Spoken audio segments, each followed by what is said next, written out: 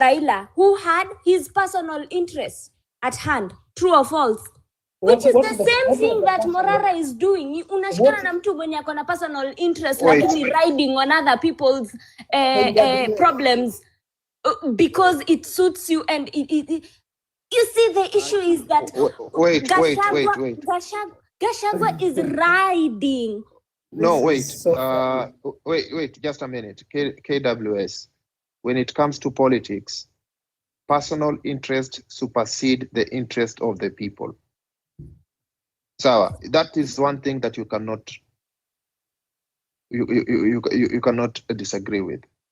So all these politicians, they have their personal interest. You cannot tell me that you care much about this. Is coming from the nature of a human being. You don't care much about your siblings more than you care about yourself. First of all, you'll put yourself first before you think of others. So you cannot. Naelewa.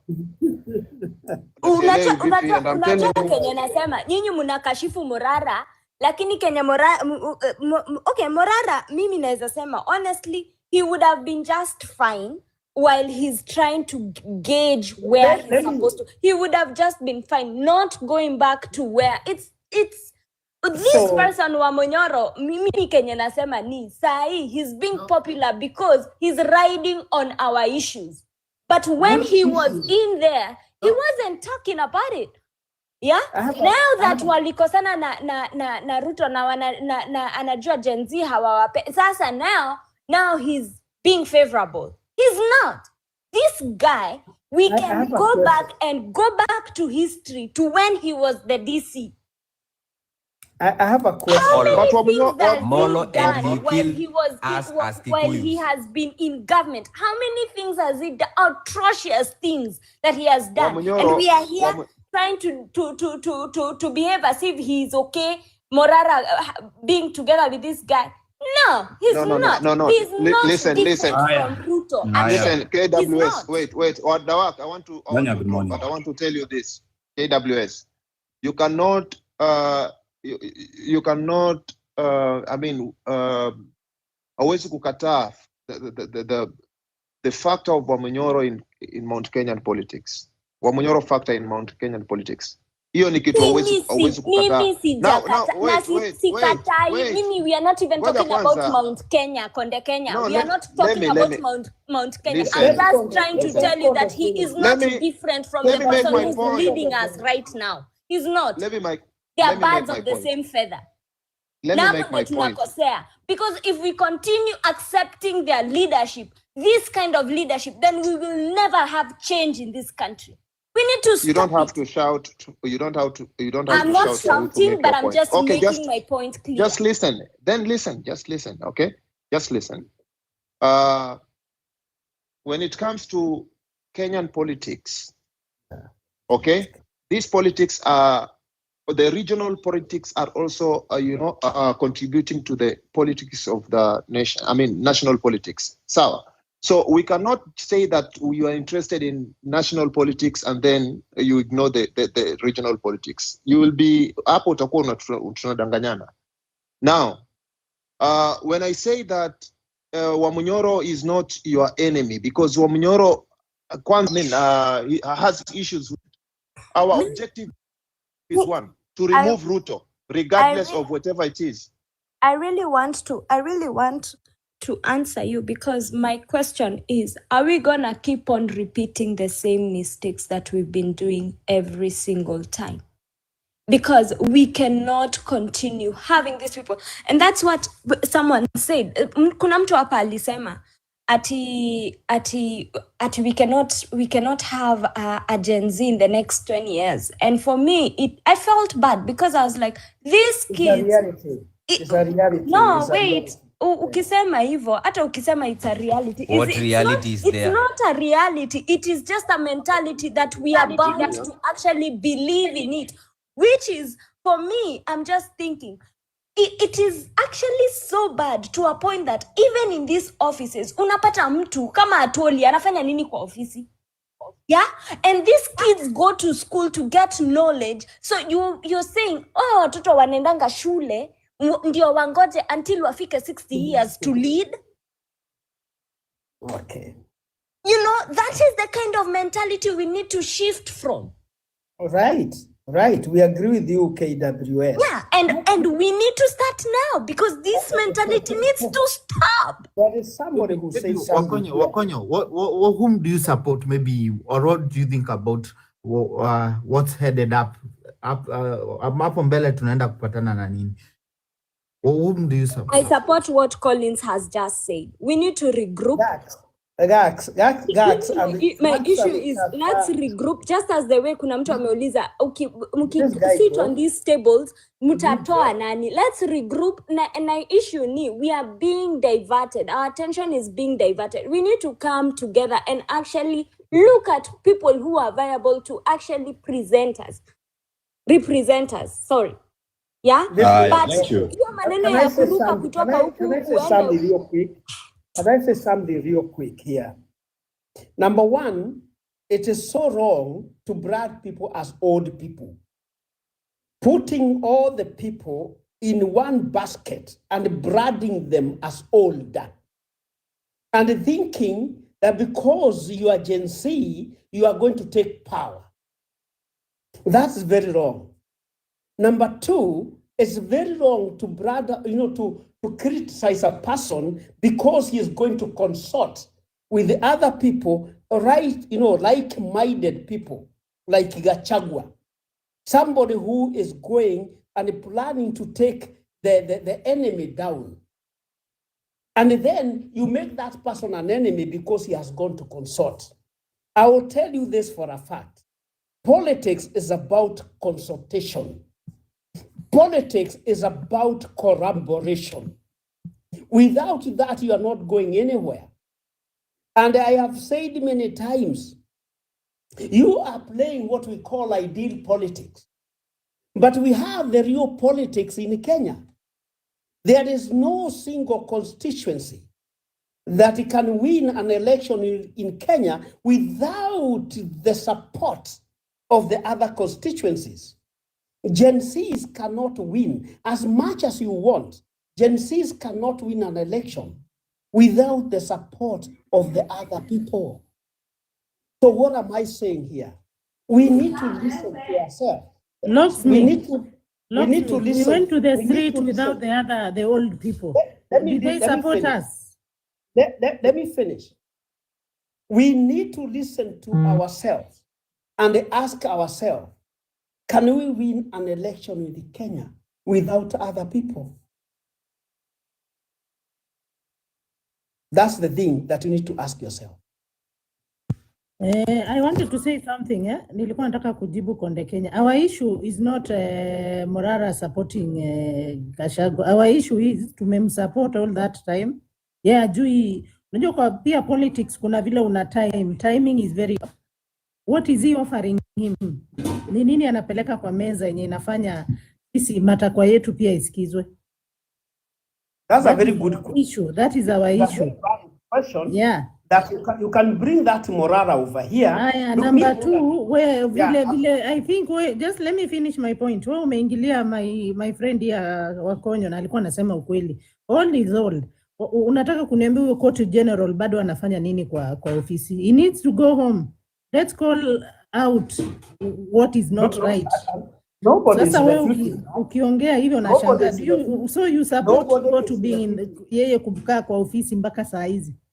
Nobody is that. I do not agree to that. Yeah, hold is hold. Tukubaliane tu. Let's not call us. I wish you all the best.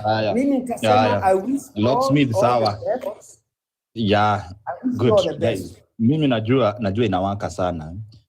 Na najua siasa inaendelea kukua moto every day. Siasa Locksmith umeenda wapi?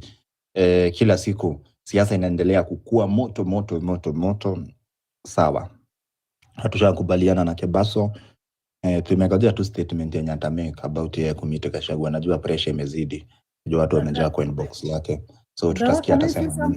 Can I say something? The reason why nakurudisha mic just a minute. Okay. Just a minute, Mike na warudishia.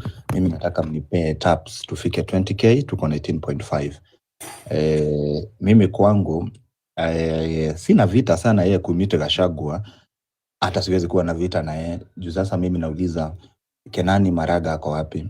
Unajua labda mimi niko hiyo upande sasa.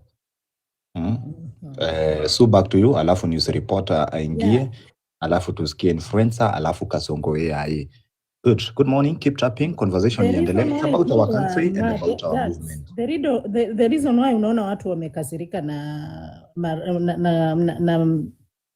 Morara is because wamekuwa kimsupport financially.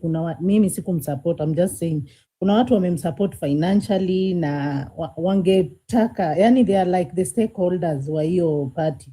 Wangetaka akimake moves kama hizi, at least anakuja kwa huku wanasema I'm thinking of doing this and this. What do you guys think?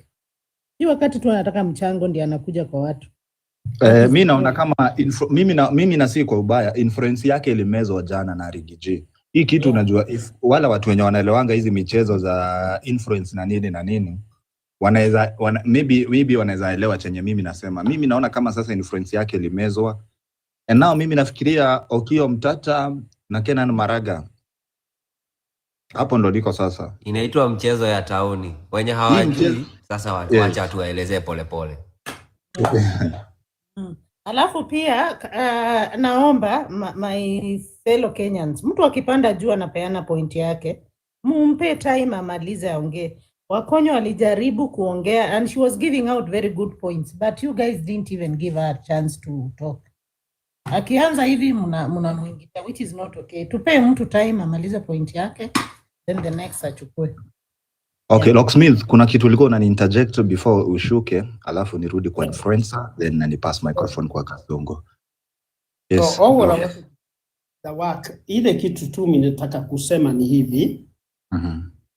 We cannot win an election without consultations.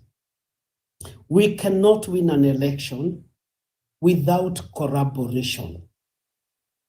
Lazima kwanza watu wanaketi chini wanasemesana what is the end. Kuna jamaa alisema hapa anaitwa Gaki and I did like his point, Gaki, and there was another guy, I think he left.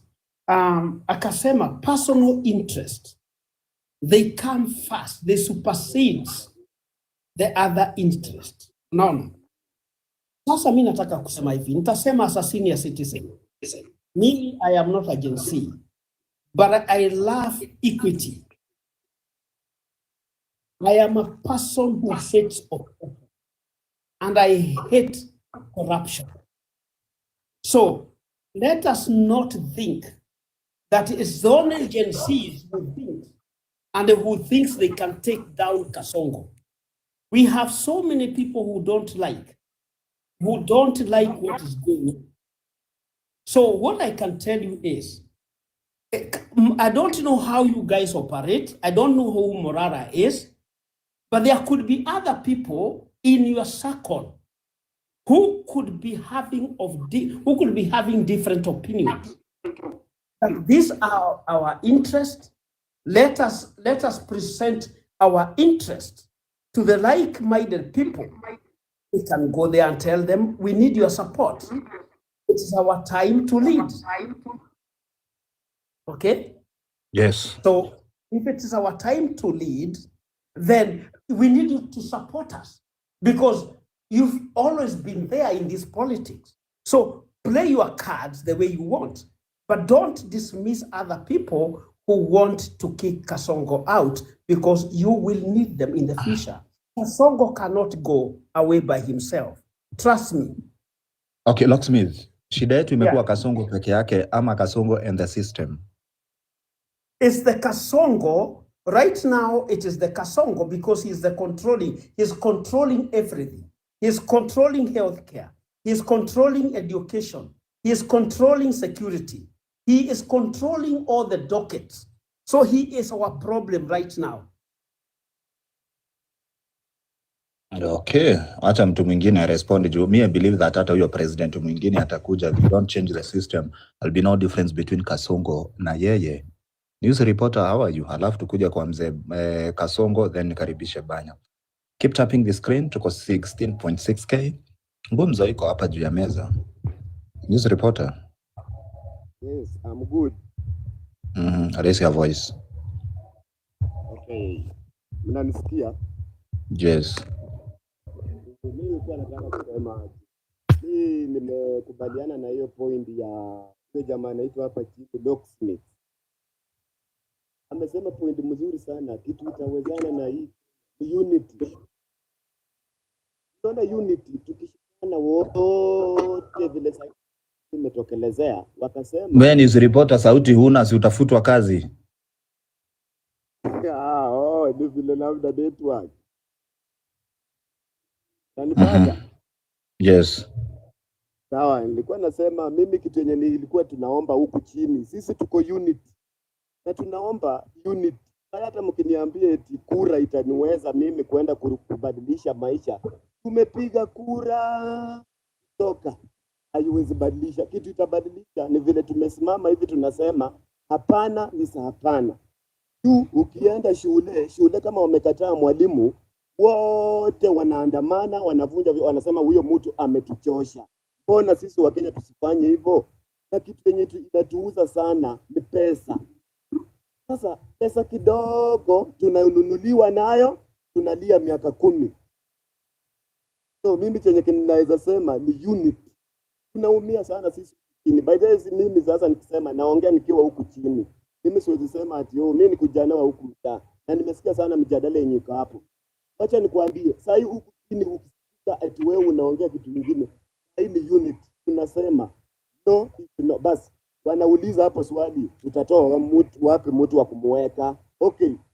Heri mwenye atujui, ule mwenye atujui wacha akuje tuone atatufanyaje. Kushida mwenye tumemshamjua na baada anaendelea. Unaona hiyo ni kama sasa umelala chini, unapitiwa na magari kama 200. Zitaisha kama uko mzima? Hapana. Heri basi wacha hiyo kitu ikae hivyo. Kama hakuna mtu mwenye anaweza icontrol, basi wacha tujue hivyo. Lakini sisi tumesema no, enough is enough. Hata nani ameenda kusalamia nani ameenda kusalamia nani ameenda kukunywa chai na nani. Saa hiyo inaendelea. Juu kila mtu sasa anaunda chama. Kila mtu anakimbilia chama. Hii shaundwa, wacha niende. Saa hiyo ndio mchezo iko. Wameanza kujipanga, kujificha, kujifanya wazuri. Lakini sisi tumesema hata waunde vyama, waunde nini, wachafue nini. No is no. Nakumbuka ile kura yenye ilikuwa yes or no. Ni hiyo. Good. Asante guys, I'm happy. Mimi nafurahia kusikia watu kama news reporter wakisema mambo kama hayo. Mimi nataka tuendelee kuungana, tukue stress kwa hawa wanasiasa. Mimi ndio furaha yangu. Tuendelee kuungana kama vijana, tukue stress kwa hawa wanasiasa. Mimi sioni hawa wanasiasa wakitusaidia, sioni usaidizi yoyote itatoka kwa hawa wanasiasa. Mimi unakula ama unaishi kule? Hapana, kitu nimekataa. Kasongo, hebu sema kitu alafu banya ingie. Leo kitu kitatoka moto leo. Yes, Kasongo. Nawashukuru sana, asanteni. Na salimu nyote. Mimi kulingana na mjadala ambayo tumekuwa tukiendelea nayo hapa, tumekuwa all united against one front. That our main enemy, the only person mwenye analet nchi yetu chini ni ambaye it's rotting from the head, ni Kasongo mwenyewe. Na sasa I would want to believe any united front against achieving that goal, which is bringing down Kasongo. We should all unite and support that. Sioni ikiwa haki, na ni maoni yangu. Kuna watu ambao wana unite, wana support Kasongo for re-election. Kuna wa condemn. Kuna wale wengine ambao now they are uniting themselves to fight Kasongo and bring him down, then to condemn. Let's just come with one strategy. Number one, point yetu ni Kasongo kwanza aondoke kwa njia. So anybody who is uniting towards that factor, to support hini, twende tutoe hiyo mtu kwanza. And again, there is another point we are forgetting. Vijana na huku down, na huku grassroots, tunajiita tu Gen Z, whatever. But mazee, vijana hawapewi ID. Una apply ID, inakaa ikitokea. Kuna wengine ambao ni majobless, wengi sana, wamekaa pale jobless corner. Msee hata 100 hivi hana, afford. Akienda kuapply ID pale kwa chief, anaitishwa 1000 hana. Na ni wengi sana. Thousands, hundreds of thousands.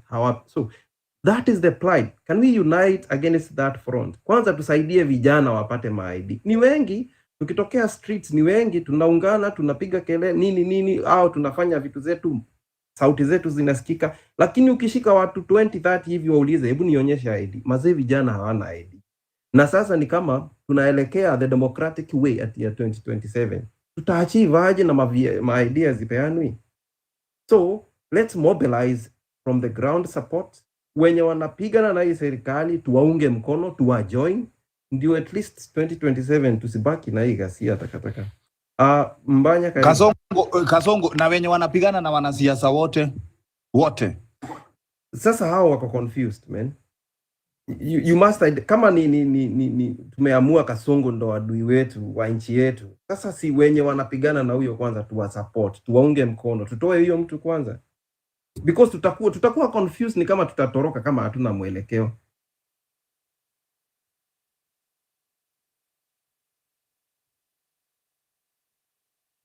Haya. Huyu anaitwa Kasongo ya ye. Naona kumewaka. Mimi nimeona mliwakishia Kasmuel moto. Sasa leo naona ni zamu ya Morara kuwakishiwa moto. Kwanza mimi niweke namba hapa ya simu hata mniwekee kadata kidogo bana. Acha nione hata watu. Kasongo hebu niwekee data. Naanza na Kasongo. Mimi nataka kwanza mniwekee za data before nipeane hii microphone. Umesema manze vita yetu yote Locksmith. Wacha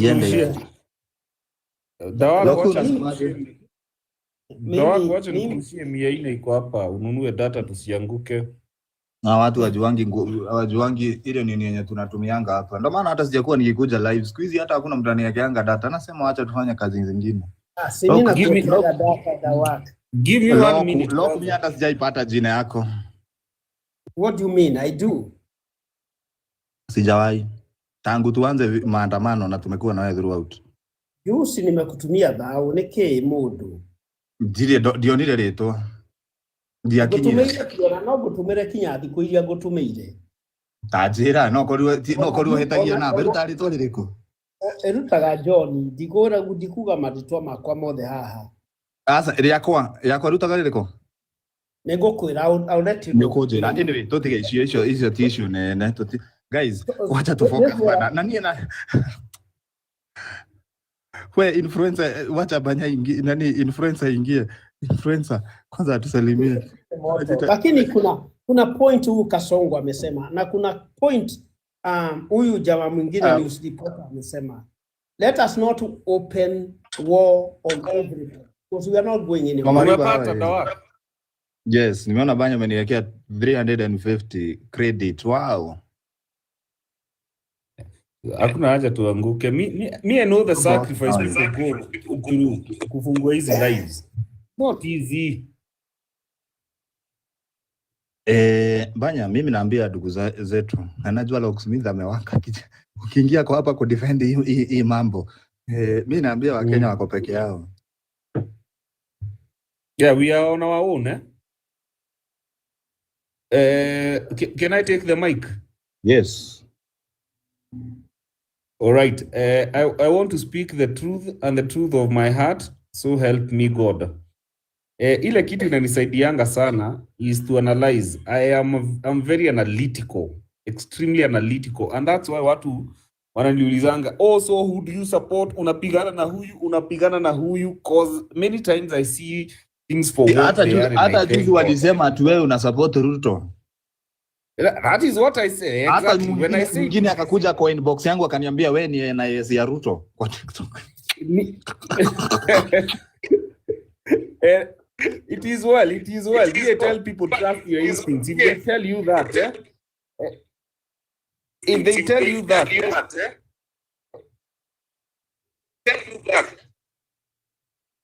yes. Dawa kunaendaje?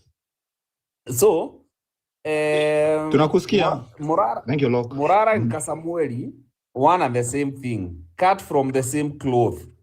If we called out Kasamueli for joining Raila, then we need to call out Morara for joining Gachagua, or we owe an apology to Kasamueli. We tell him, bro, ulikuwa umepiga hesabu yako kitambo, ukaona hii siasa mahali inaelekea, ukaona hii story ya Gen Z, hakuna mahali inaenda, or you knew something we did not know.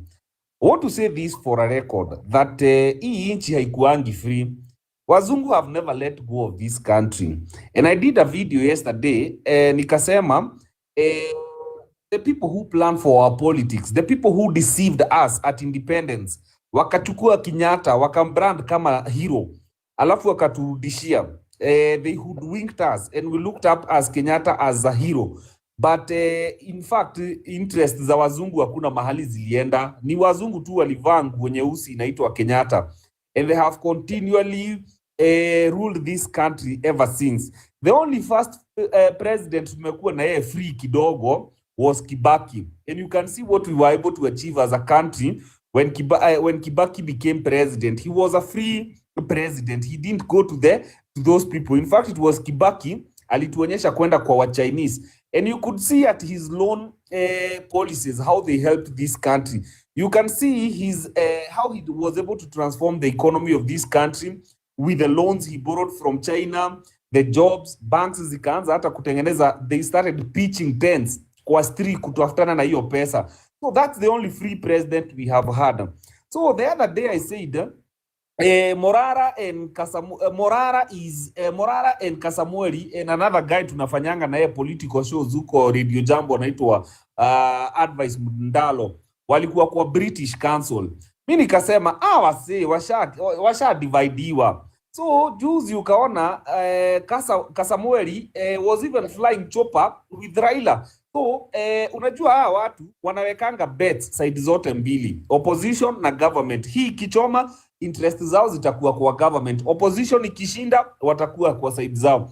So these colonial masters wamejipanga the new generation of leaders, which is Kasamueli and Morara, so that they can now be groomed in politics. So if Raila wins, then Kasamueli is there, they are able to groom him for their interest. If now Morara comes to this side and Gachagwa's team is able to take the next presidency, they are able now to protect. But if you look at what we are fighting for, one of the biggest cost of production is something called land.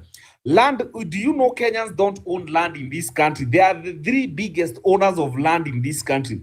One is called the Catholic Church. They have the biggest land in this country. Number two is called the British. Wakona land kubwa sana hii country. The other one is called the Kenyatta family. Wakona land kubwa sana hii country. And all those three have one thing in common. Wote ni wazungu. Wote ni wazungu.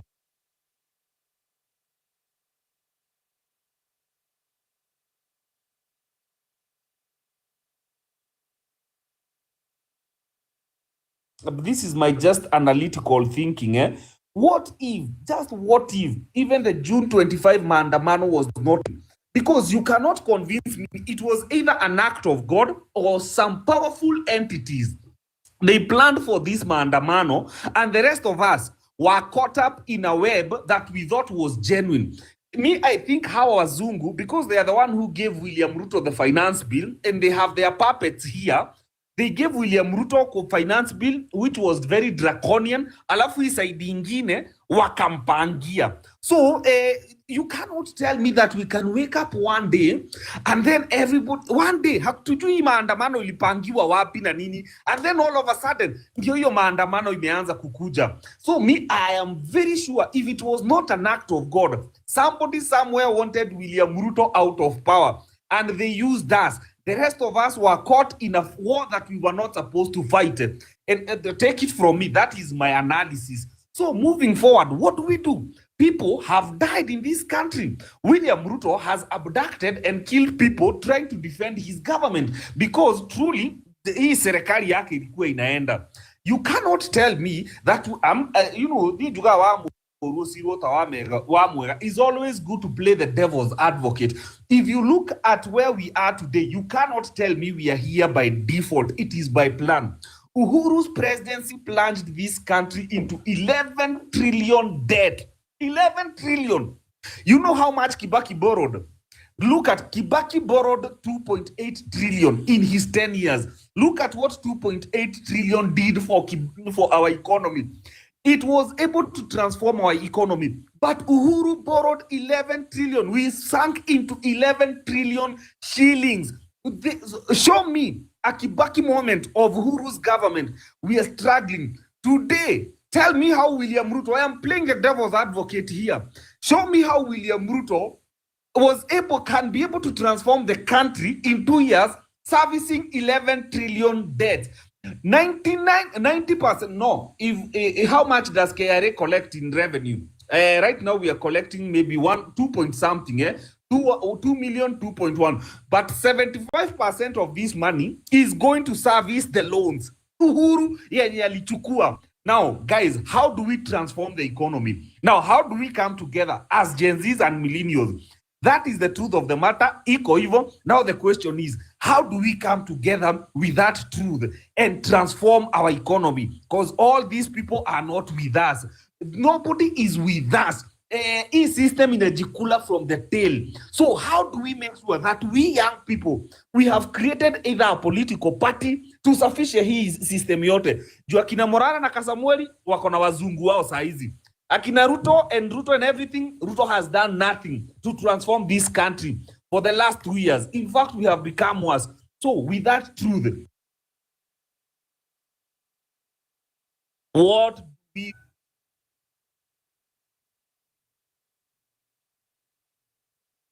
There is no truth about it. That is the truth. Your truth is your truth, Banya.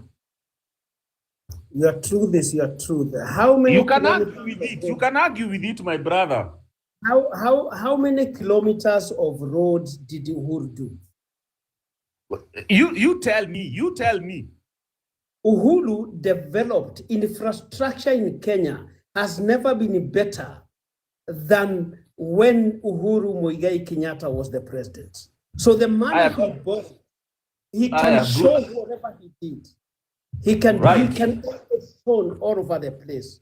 So my point is, I'm making a habit. Roger. Najua, when we were having this conversation, it's very good. You come up with the figures. Kuna hii kitu inaitwa hii barabara imepitia juu.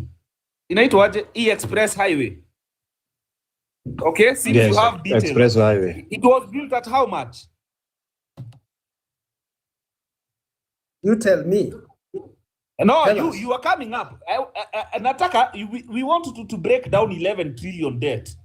We want to break 11. That is the most expensive road in Africa. The most expensive. They said that it was supposed to use, 1 kilometer was using about 20-something billion, 1 kilometer. SGR was estimated to use how much? SGR was estimated to use 156 billion. It ended up using 400 billion. Okay? So when you say he did a lot of infrastructures, the question is at what cost? I want you to, because I have all the figures, I want you to go and do a research. And then we analyze. So how much did the express highway use? What was the initial budget? I'm not saying. My question is, my brother, this is the truth of information. How do we move forward and save ourselves as a generation? SGR 450 billion. It was supposed to use 156 billion. That was the budget. It ended up 450 billion. I've tried to say something here, Banya. I'm not trying to defend Guru against corruption. I am not trying to defend Ruto like you are doing against corruption. You've just said, I'm not defending him. I'm not defending him. I am saying he has stolen. He has stolen. The last 2 years have been hell for Kenyans. Banya, so this is what I'm saying. We are talking about an entire system. Do not put words in my mouth.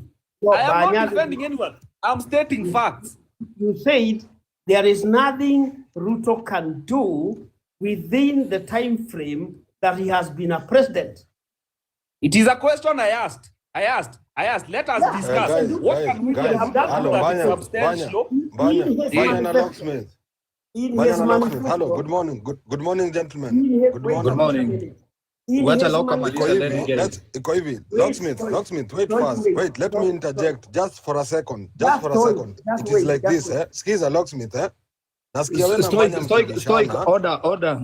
Wacha Loka maliza then we iko hivi. Nasikia Locksmith na Mbanya wakimbishana. Nataka tu niseme kitu ndio Locksmith aendelee. No, listen. I know. Nasema hivi as long as tuna brainstorm to brainstorm tukijua one thing at the back of our minds si tuko hapa with a common goal. We are not enemies. Na hakuna mtu anatetea any side. Naona hakuna mtu ako kwa Ruto, hakuna mtu ako kwa Raila, hakuna mtu ako kwa Uhuru. We know that. Yeah, ndio hata cheki as we are brainstorming, just keep it at the back of your mind. Our biggest enemy here, Locksmith. Our biggest enemy here, is the future of our kids is at stake.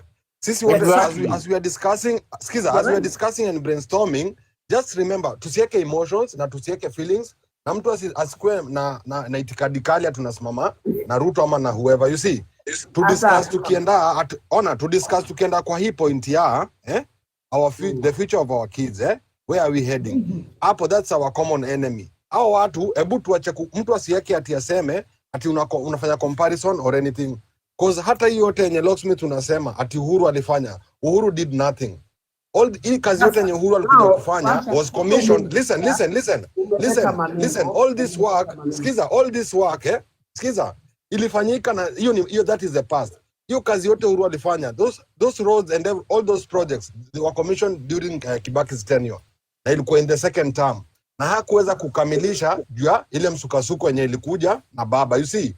So na hata Kibaki, hizi barabara Kibaki alikuja kutengeneza, hizi barabara zilikuwa zitengenezwa wakati wa KANU, wakati wa Moi did absolutely nothing for 24 years. So mtu asiseme ati Kibaki alifanya, Guys, listen. These guys are watu, these people are public servants. No, wait, Locksmith, don't do comparisons. Msifanye comparisons mwanze kusema ati so and so did not do. Mimi nawaambia hivi, even the work that Kibaki did was outstanding. But remember at the back of your minds, hii kazi ilikuwa ifanywa wakati wa Moi. Tunajua, Thika super highway. Yeah, that's what I'm saying. That's what I'm trying to say. Tusikae na push and pull ya ati wewe unavuta upande wako, huyu anasema Uhuru, anasema baba, huyu we do this we all know what has been happening. Now mimi nataka tu hivi turahisishe as we are brainstorming. Guys, give credit to Kenyatta. Yes, you are giving credit to everybody, sababu hakuna mtu anasema kazi ni yake. Now if Ruto wakati aliingia, it's true, Mbanya vile anasema, listen, whoever is saying, kila mtu mwenye anaongea ukweli, na mimi sitaki ati tukae, guys, tusibishane tuseme ati unavuta pande huyu na unavuta pande huyu. This is the thing. Okay. This is the thing. Even Ruto na hiyo debt. Stoic. Nataka unajua sasa there is something that I have borrowed from you. Just a minute nasikia watu mpaka wanaingilia Mbanya, wanasema ati Mbanya ati ni soldier wa Ruto. No. Stoic. I don't even care. I don't care about their opinion. It's up to them. You have just stated the fact. Guys. There is something that I have borrowed here. Na mimi nataka kushare na nyinyi from Stoic. Guys, if there is your own opinion, that is not opinion. Those are numbers, my friend. Those are numbers. We discuss numbers. You're entitled to it. So the question is, that is not. Kibaki left behind a debt of 2.8. Alipata almost 1 trillion debt. Moving forward. What we are saying, Locksmith, these are numbers. This is not hearsay. How much debt did Uhuru leave? 11 trillion. What did he achieve? How much did Ruto? How much did Uhuru? Okay. How much did Uhuru? How much did Kibaki leave? Even Ruto. Ruto has borrowed 4 trillion.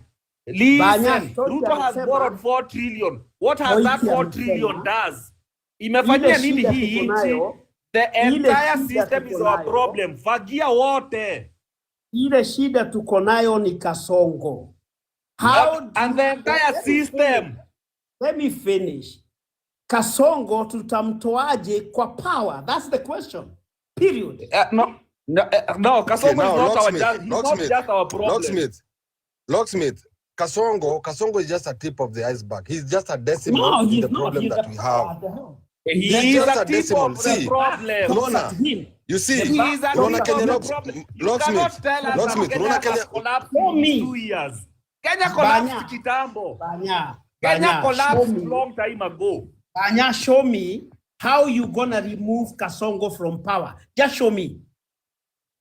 By doing away with the system, we disband parliament. Unaona vijana wakiingilia story ya maandamano. Vile Mbanya anasema it was either an act of God or somebody somewhere decided to do this.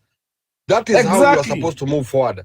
Instead of kusema ati reject, we were not supposed to reject. We were supposed to go behind the disband parliament na tukatalia hapo. Okay, what is the game plan right now? Disband. We disband everything. We boycott everything. That's how we are going to win. That is why we are telling you the truth, people. So that you can deal with the power is with the power is with the people. That's how we uproot all this evil. Kasongo, see. Look at the problem of this country. Locksmith. Even before 1963.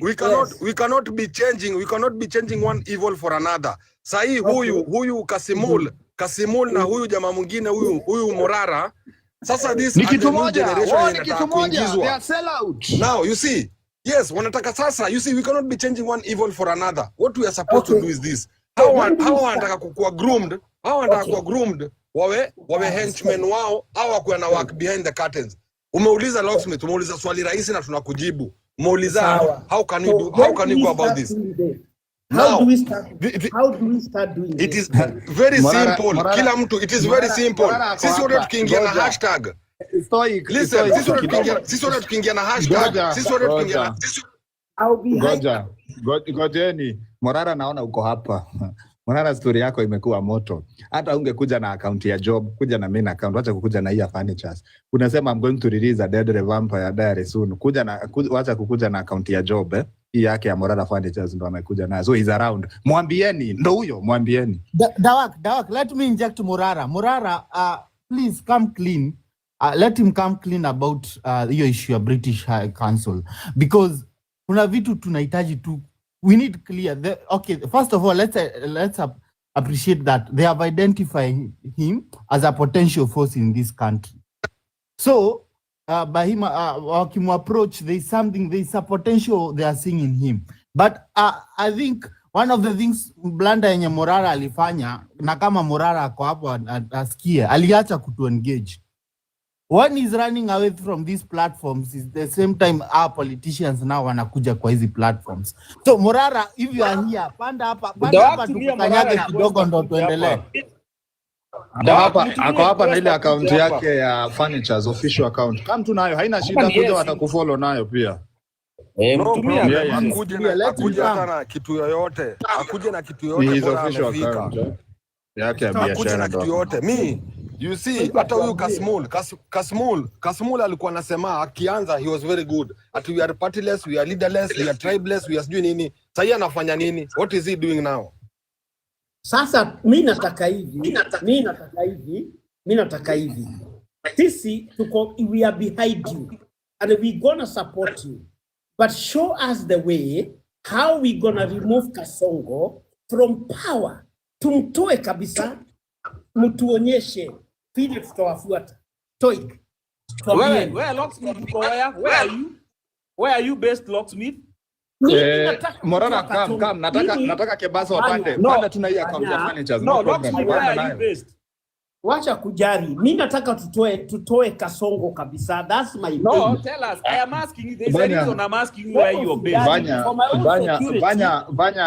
Banya. My own security. Banya. Acha kuuliza Rocksmith hiyo swali. Si kijana yake amekuwa kwa hii maandamano. Day out. The reason I am asking him that he should know. The reason I am asking him that question is that he should know that telling young people to go to the street when he's not in the country, that is not an option. I did not say that. Did I tell you? Did I tell you to go to the street? Listen, you've asked for a question. Let me answer you. Wait. Let me answer you. Did I tell you to go to ask for a question? Let me answer you. Anya, did I tell you to go to the street? Now let us answer you what we are going to do. Banya, I am asking Kebaso panda hapa juu. Leo tunataka tukaangane hapa. Tuma request. Kuja na hiyo account hapa. Mimi nikwambia utokee kwa barabara. Hatuna mimi si unajua mimi ni mtu yako. Come up. Come tupate tuelezee mambo. I'm talking direct to Kebaso. Hapa. Nataka akuje. Kuna watu hapa ni kama hawakunielewa mimi vile nilikuwa nasema. Naona kwa comment section wananichamba. Mimi nimesema hivi. I am not listen, I'm not discrediting anybody and I'm not dismissing anyone. Mimi nimesema hivi na mtu na wanielewa hata wenye wanasikiza. Wanisikize. Nasema hivi, everybody alifanya kazi. Regardless alikuwa na nani, Uhuru, nani, Kibaki, Ruto, kila mtu amefanya kazi. But at the end of the day, this is the thing. Hii kazi yenye wanafanya, they are not doing us a favor. It is our right, it is our constitutional right tufanyiwe kazi. These people are public servants. Mimi nimesema hivi na mnielewe na sitarudia tena. Nimesema hivi, Uhuru alifanya kazi. Nasikia hapa jamaa akiniambia Uhuru alifanya kazi, wataacha kuongea ujinga. Uhuru sijasema hakufanya. Nimesema ile kazi Uhuru alifanya, that work was commissioned during Kibaki's time. Unanielewa? So yeye alikuja kuendelea. Again, Uhuru ile kazi bado ilikuja you see? Yes, it was implemented during that time. Yeye ni kukuja tu kuendelea nayo since ilikuwa ni kitu imeanzishwa. And again, these people they are not doing us any favors. Hii kazi yenye wanafanya, watu waangalia kiongozi ametengeneza barabara mnampigia makofi. Nonsense. This is your right. Unafaa kuona hiyo barabara. Msione ati amefanya kitu. It is your right na anafaa afanye hiyo kazi. You see? I support what you are saying, Stoic. Let me add this by saying, depending with all the presidents we have had, okay, tunaweza ondoa Kenyatta senior, tuweke Moi hapo, tuweke Kibaki hapo, tuweke Uhuru hapo na tuweke Ruto. The only way we can audit these presidents is through their debt, how much they have borrowed. We audit Kibaki's debt. All that is irrelevant. We want changes. That's what we want. Mzee nyamaza watu waongee utapewa time yako. Locksmith, you know, for people to know where they're heading, yeah, guys, don't nimesema, let's be cordial sababu ona mbanya point yako inaeleweka, not unless Locksmith anataka tu kuleta maneno. Iko hivi for people to know where they're heading, you should know where you are coming from. Now that's why unasema we do a good audit ya watu. Now if Ruto aliingia na hiyo deni na ni ukweli, the figures are there, the numbers are there, si ati ni kitu, it is in the public limelight. Now kama aliingia na hiyo deni na hakatu promise manifesto within 90 days nitafanya hivi na hivi na hivi, you see, so alikuwa anajua regardless na hii deni, alijua in 90 days I will accomplish this and this. Now it has been 2 years almost, I don't know 3, you know. Now shida hata sio hiyo, hatuko hapo. Locksmith, umeulizaje tutajisaidiaje kwa hii shida tuko nayo? Na mimi nikapeana what I've been thinking na Kenya iko kwa kichwa yangu. Let us do this. Everybody who has been in politics for 30-40 years, aende to home. We don't need all these people. Now how do you go about it? Yes. And how do you go about it? We disband. Yes. Allow me to finish my point. Kindly allow me to finish my point.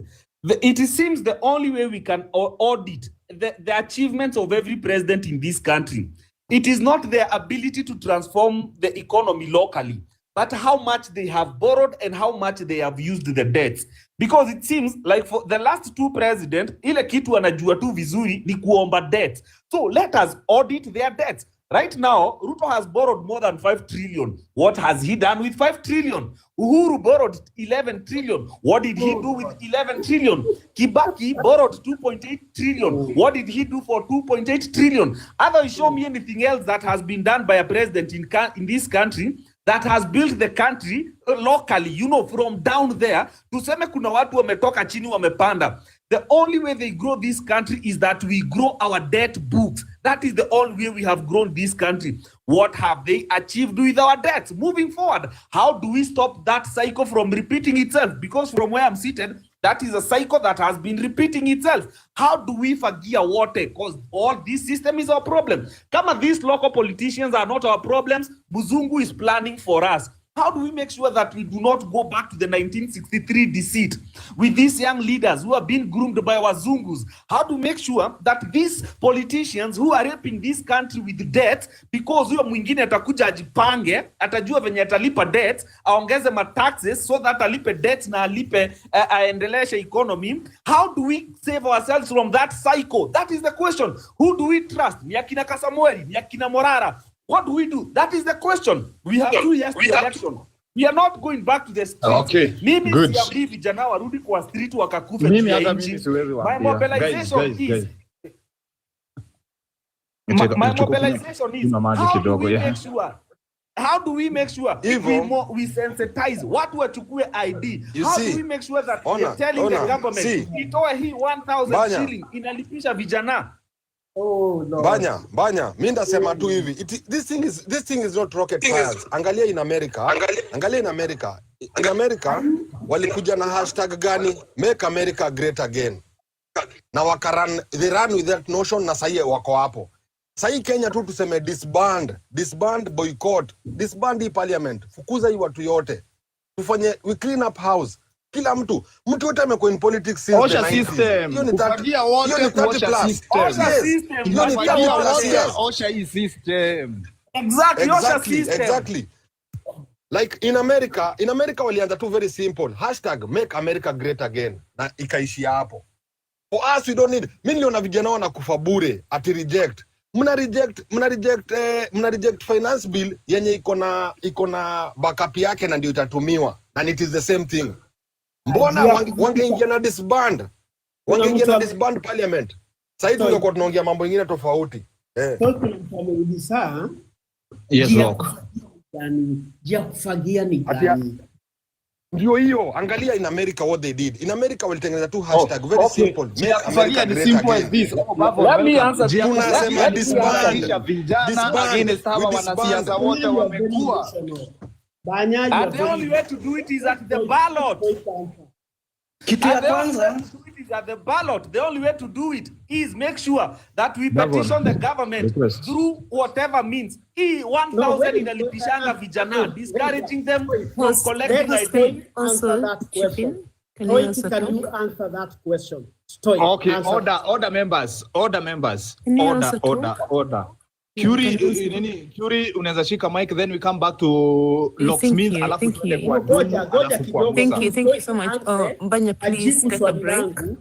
So can you answer my question, Stoic, first? No, take a break. We also need to put in our ideas, the only person.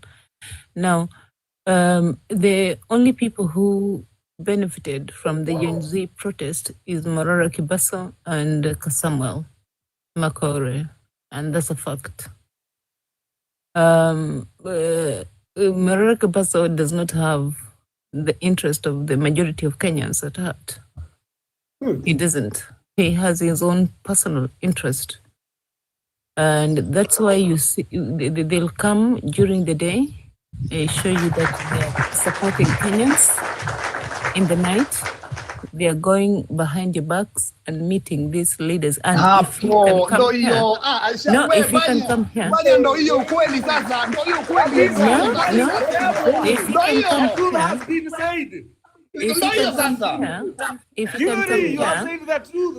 and dispute what I'm saying, we have facts. Morara is here. Yeah, if you can come here and dispute it, we have facts. Morara Kebaso does not have the interest of the Kenyans. He is benefiting.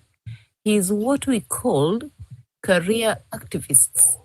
He is benefiting on this issue. He's benefited more than the people who have died on the streets of Nairobi.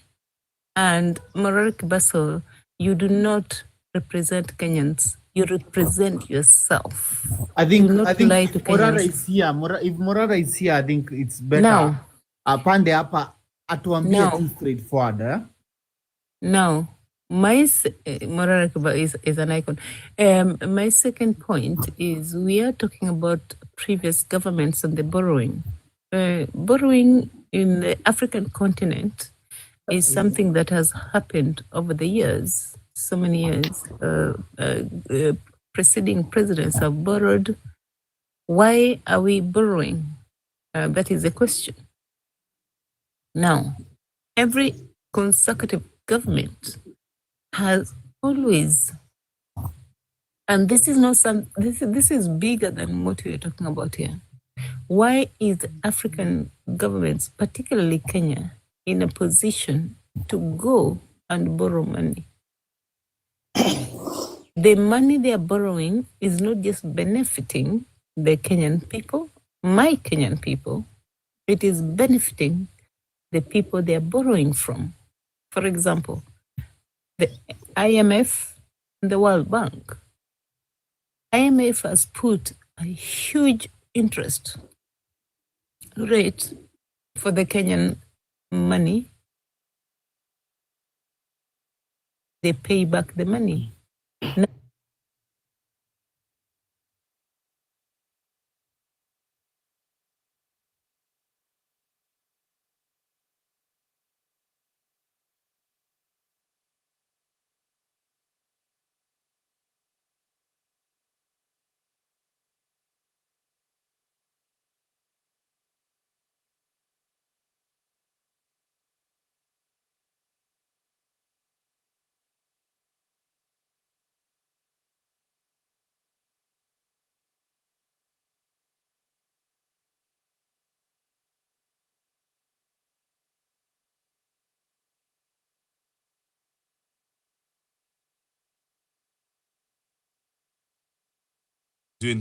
Tumeanguka aje?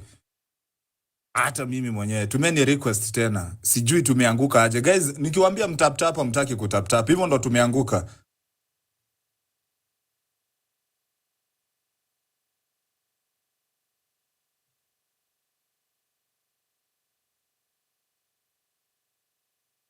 Aya, tuma request guys, tumeni request. I don't know, sijui imeanguka aje. Haya, Bavo nameenda wapi? Mtu ya serikali.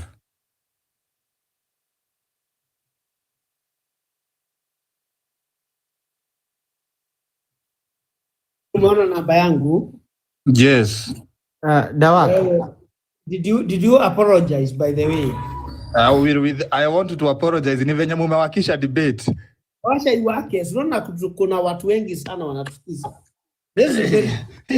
Leo Curie ameenda wapi? Curie ameenda wapi?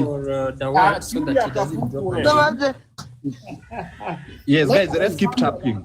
Guys, even if we are listening, Smith, and we are contributing, let us also tap for Dawat so that we don't drop. He dropped because we didn't give him enough likes. He's not reaching his target. Dawat. Yes. Mambo. Mpoa sana Maisine, kwaje? Sisi leo nimeshangaa tena mnanyorosha kijana yenu. Hakuna kunyoroshwa, ni watu wanaweka nini house in order. But for me on my end, I think Morara Kebaso, I don't support him, I don't like him, but I think he has followed a right route as a politician. Thank you.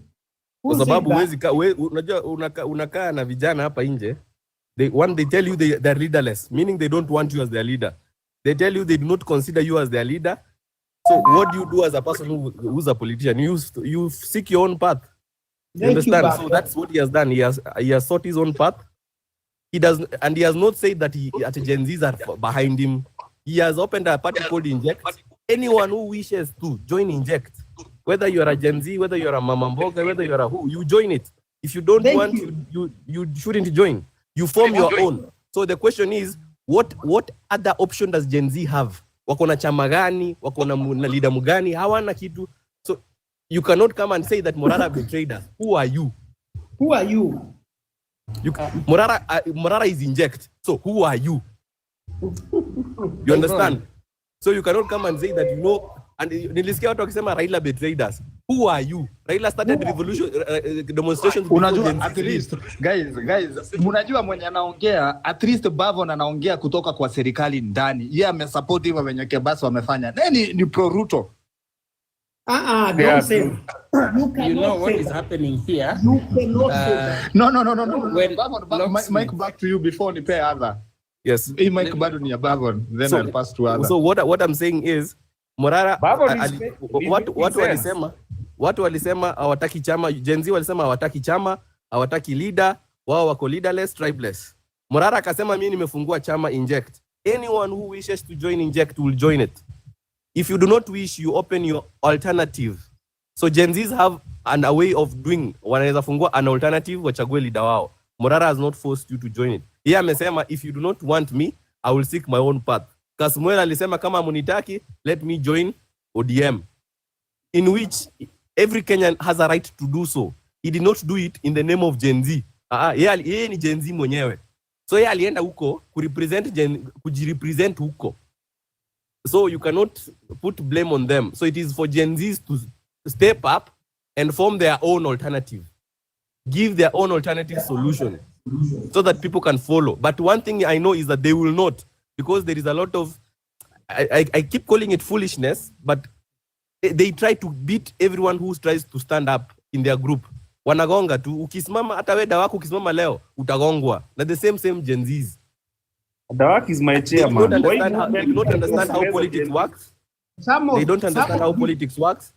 They don't understand how the country is run.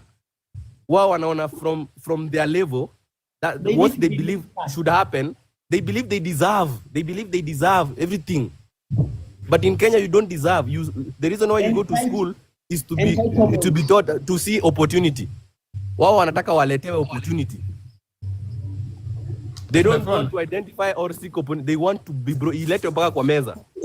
Okay, guys. Yes, alafu tusikie from Musa, alafu Locksmith. Bavon usishuke leo, lazima ni kuinject moja. Niko hapa. Na Morara amepromise.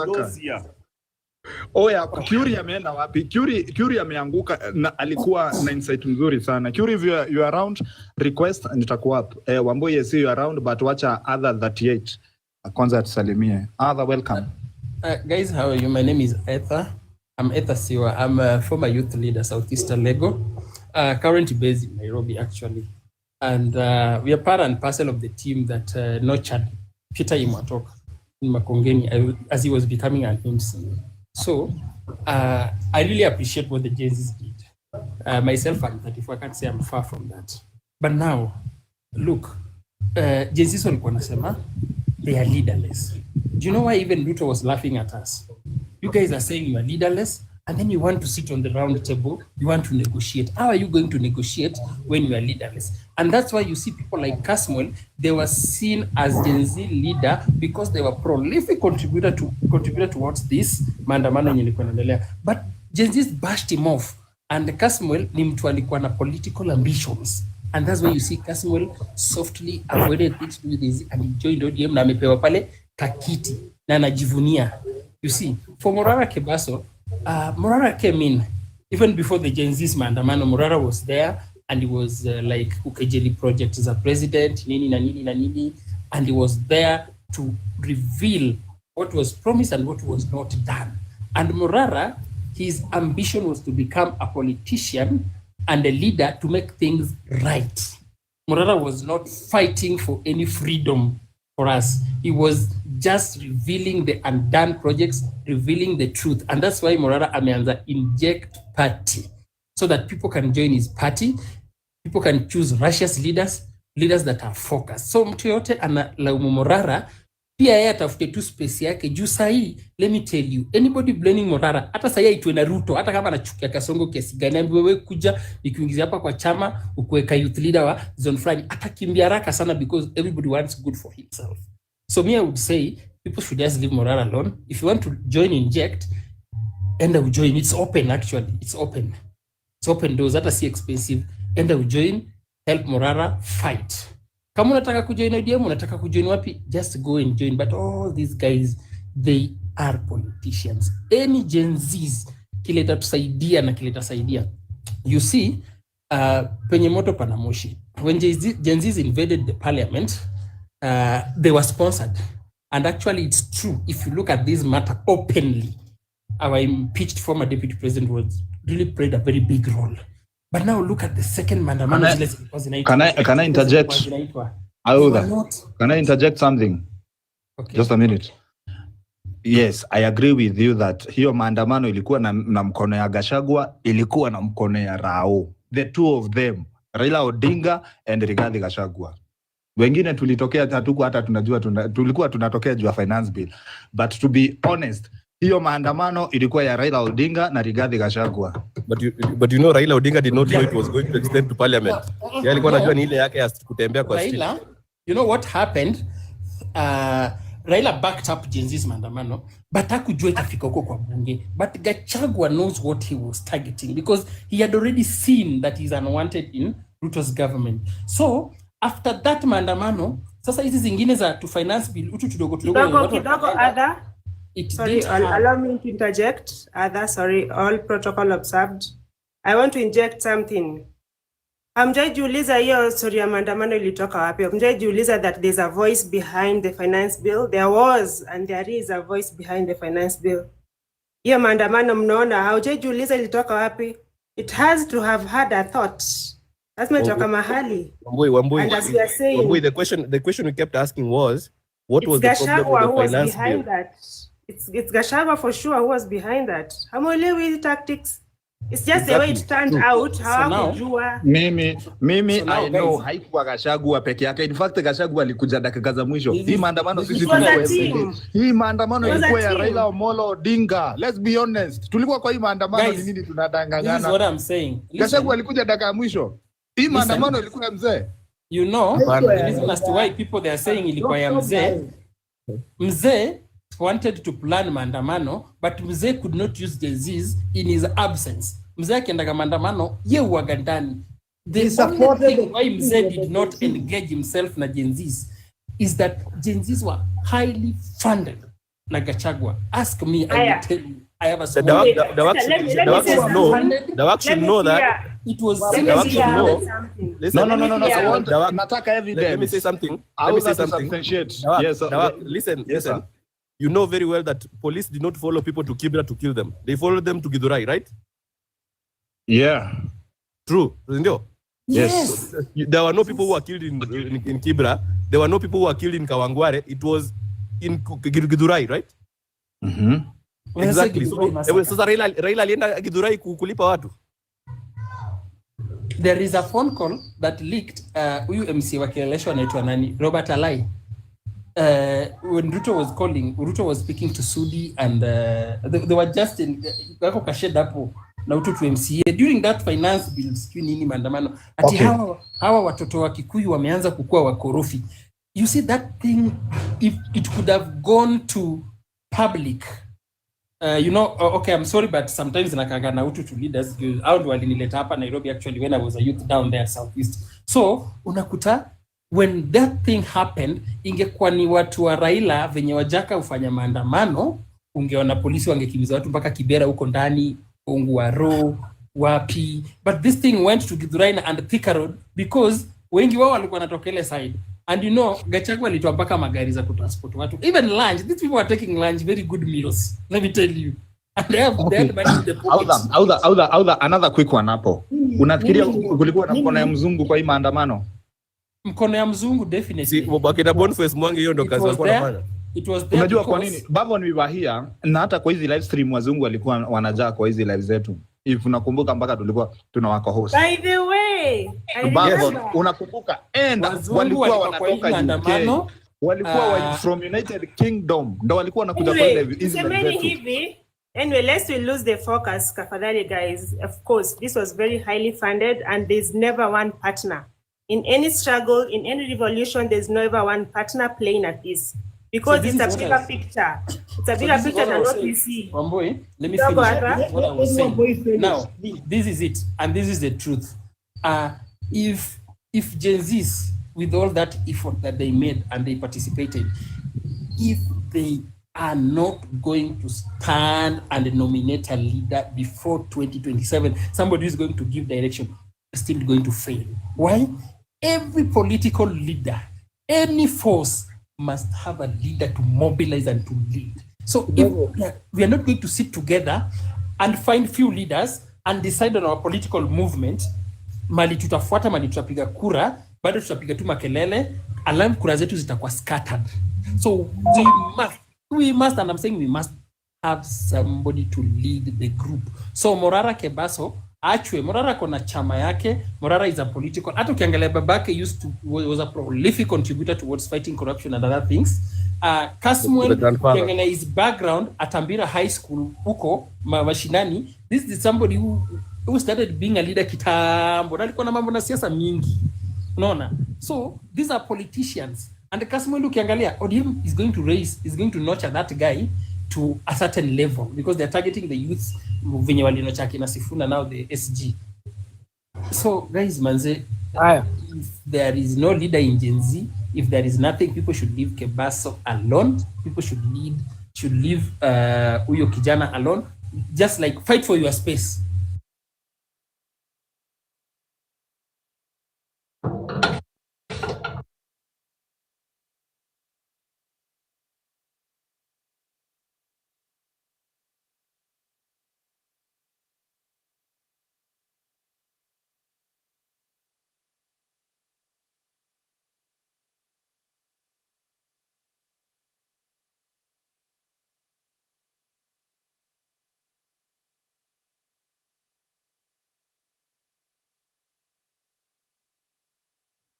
And then from there, wale watu ulikuwa unawaona hapo mbele, kulikuwa na hata Morara Kebaso alikuja nyuma. Kulikuwa na jamaa mwingine hapo nilisikia mkiita, sasa hata sikumbuki jina yake, alikuwa anaitwa nani. Kuna huyo Kaspool, kuna sijua kina nani, kuna ule jamaa anaitwa Khalif Cairo. Lakini baadaye maandamano ikikuja kuisha, hawa watu wote hatukuwa tunawaona. Walikuwa wameenda wapi? And what was the point? Bas kwanza maandamano ilikuwa finance bill, ilikuwa ya kukataa finance bill. But again later all this conversation we are losing focus, guys. We are losing focus for sure. We are losing focus. Wamboi, you've raised a very good point. So Musa, we are losing focus. We are losing focus. Musa, we are losing focus. This is the thing here. We have a problem here. We have a common enemy. And the common enemy is William Samoei Ruto. How do we get him out of power? That's the question. Very good. Period. Dawak, kuna kitu umemention so that now it is very important sasa tuende mahali hii story yote ilianzia. We have to get our bearings from there. No, we are not going there. Why are we going back? So Dawak, umesema hiyo time hata wazungu walikuwa wanakuja kwa lives. Na wanafund. The exact problem started with the finance bill 2023. Hiyo 2024 ilipewanwa na World Bank na wazungu. So they gave William Ruto, alafu akakuja nyuma yake.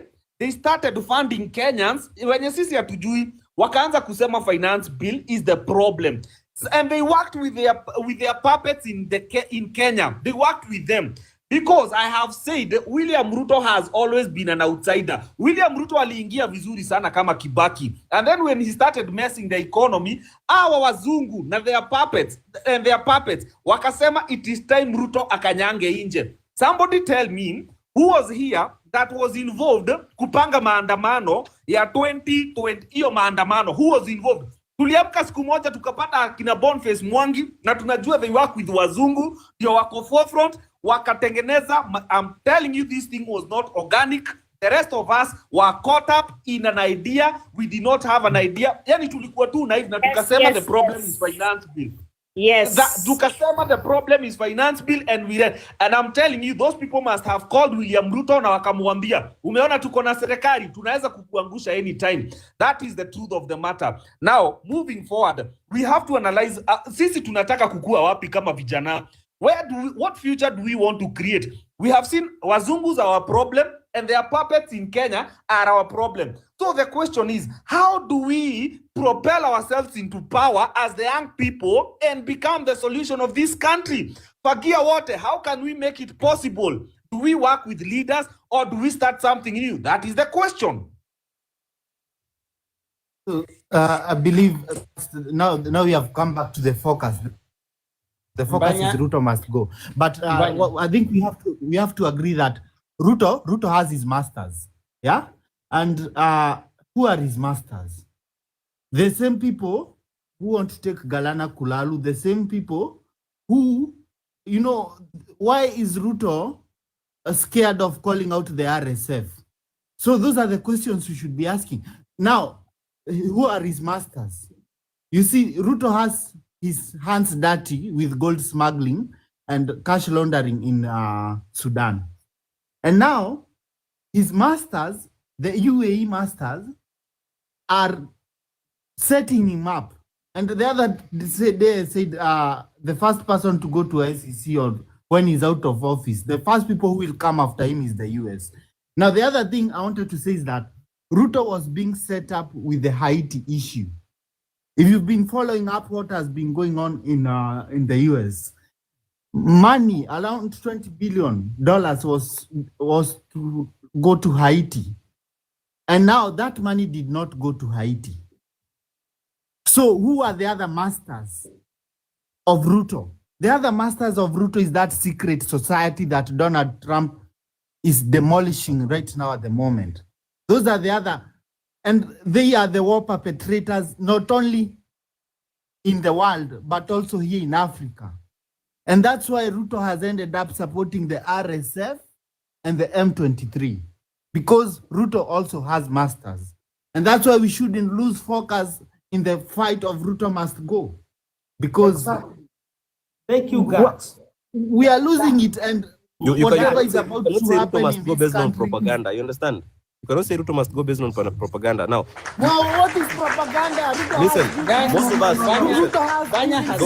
us, Banya has said something very important here. Probably, Banya has said something here before. Probably what Okay, let's all of us, we are at an age. Guys, just a minute. Babon, Mike nakurudishia. Let's be ordered, guys. Maybe first of all, you should need to tell me what propaganda I've said. Don't just No. say Okay. I'm passing microphone back to Babon. At least leo hii debate iko tofauti sana. Tuko na Babon who is supporter of this government. Tuko na Banya ambaye anawakilisha fagia wote, osha system wote, kila mtu nyumbani. And we have now wengine wako upande tuko na sasa watu wenye wako hii upande ya upande ya Rigiji, Martha Karua, Kalonzo Musyoka, hiyo coalition. Bravo. Can I? Let me say, those of us who are, I think most of all of us, all of us. Come back to you. Yes, Babon. All of us kwanza sisi ni wa Kenya. Twende kazi Babon. All of us are Kenyans, and all of us, I think here hakuna mtu mwenye hakukuwa hapa 2001 or probably 2003 tuanzie hapo. All of us were there. You remember there was something called Kibaki must go. You remember there was something called Moi must go. You remember there's something called Uhuru must go. Today we have Ruto must go. It is a song that we have had. Every president ameimbia hiyo wimbo, si ati hajaimbiwa hiyo wimbo. So when you come and tell us that Ruto ameharibu economy, I want you to tell me, wakati watu walikuwa wanaimba time ya Uhuru must go, wakati watu walikuwa wanaimba Moi must go, I have an answer. I have an answer. I have an answer already. I have an answer. Let me finish. Selfish. No, that is your opinion, which is okay, and I respect it. But you understand, you're not the only Kenyan in Kenya. So some of us are also Kenyans. The truth of the matter. Let me put a female voice. What I'm saying is you're given your opinion, which is respected. Guys, one at a time. Let me put a female voice at this. Let him finish. Then you interject. Let's have a mature discussion today. Hata mimi sina entertain Babon leo na ninajua ni mtu ya Ruto. One at a time. Can I say something here? Very quickly. Let me just finish. Let me just finish. Then I allow you. No. Let him finish. Let him interject mtu akiongea. Wamboi interject, then Locksmith. Yes, interject mtu akiongea nitanyamaza. Babon, Wamboi, Locksmith. Now, I've heard about sijui ati kuna sijui kuna gold sijui anafanya na deal na gold, that is an American puppet and all that. There is a difference between being a puppet and having allies. There is no country in this world today that does not have allies. South Africa joined allies, China, and you cannot say South Africa is a puppet of China. You cannot say that countries under that are joined with alliances with Russia are puppets of Russia. We have allies. We are friends that we look up to when we have a problem. Those are our allies. We are not their puppets.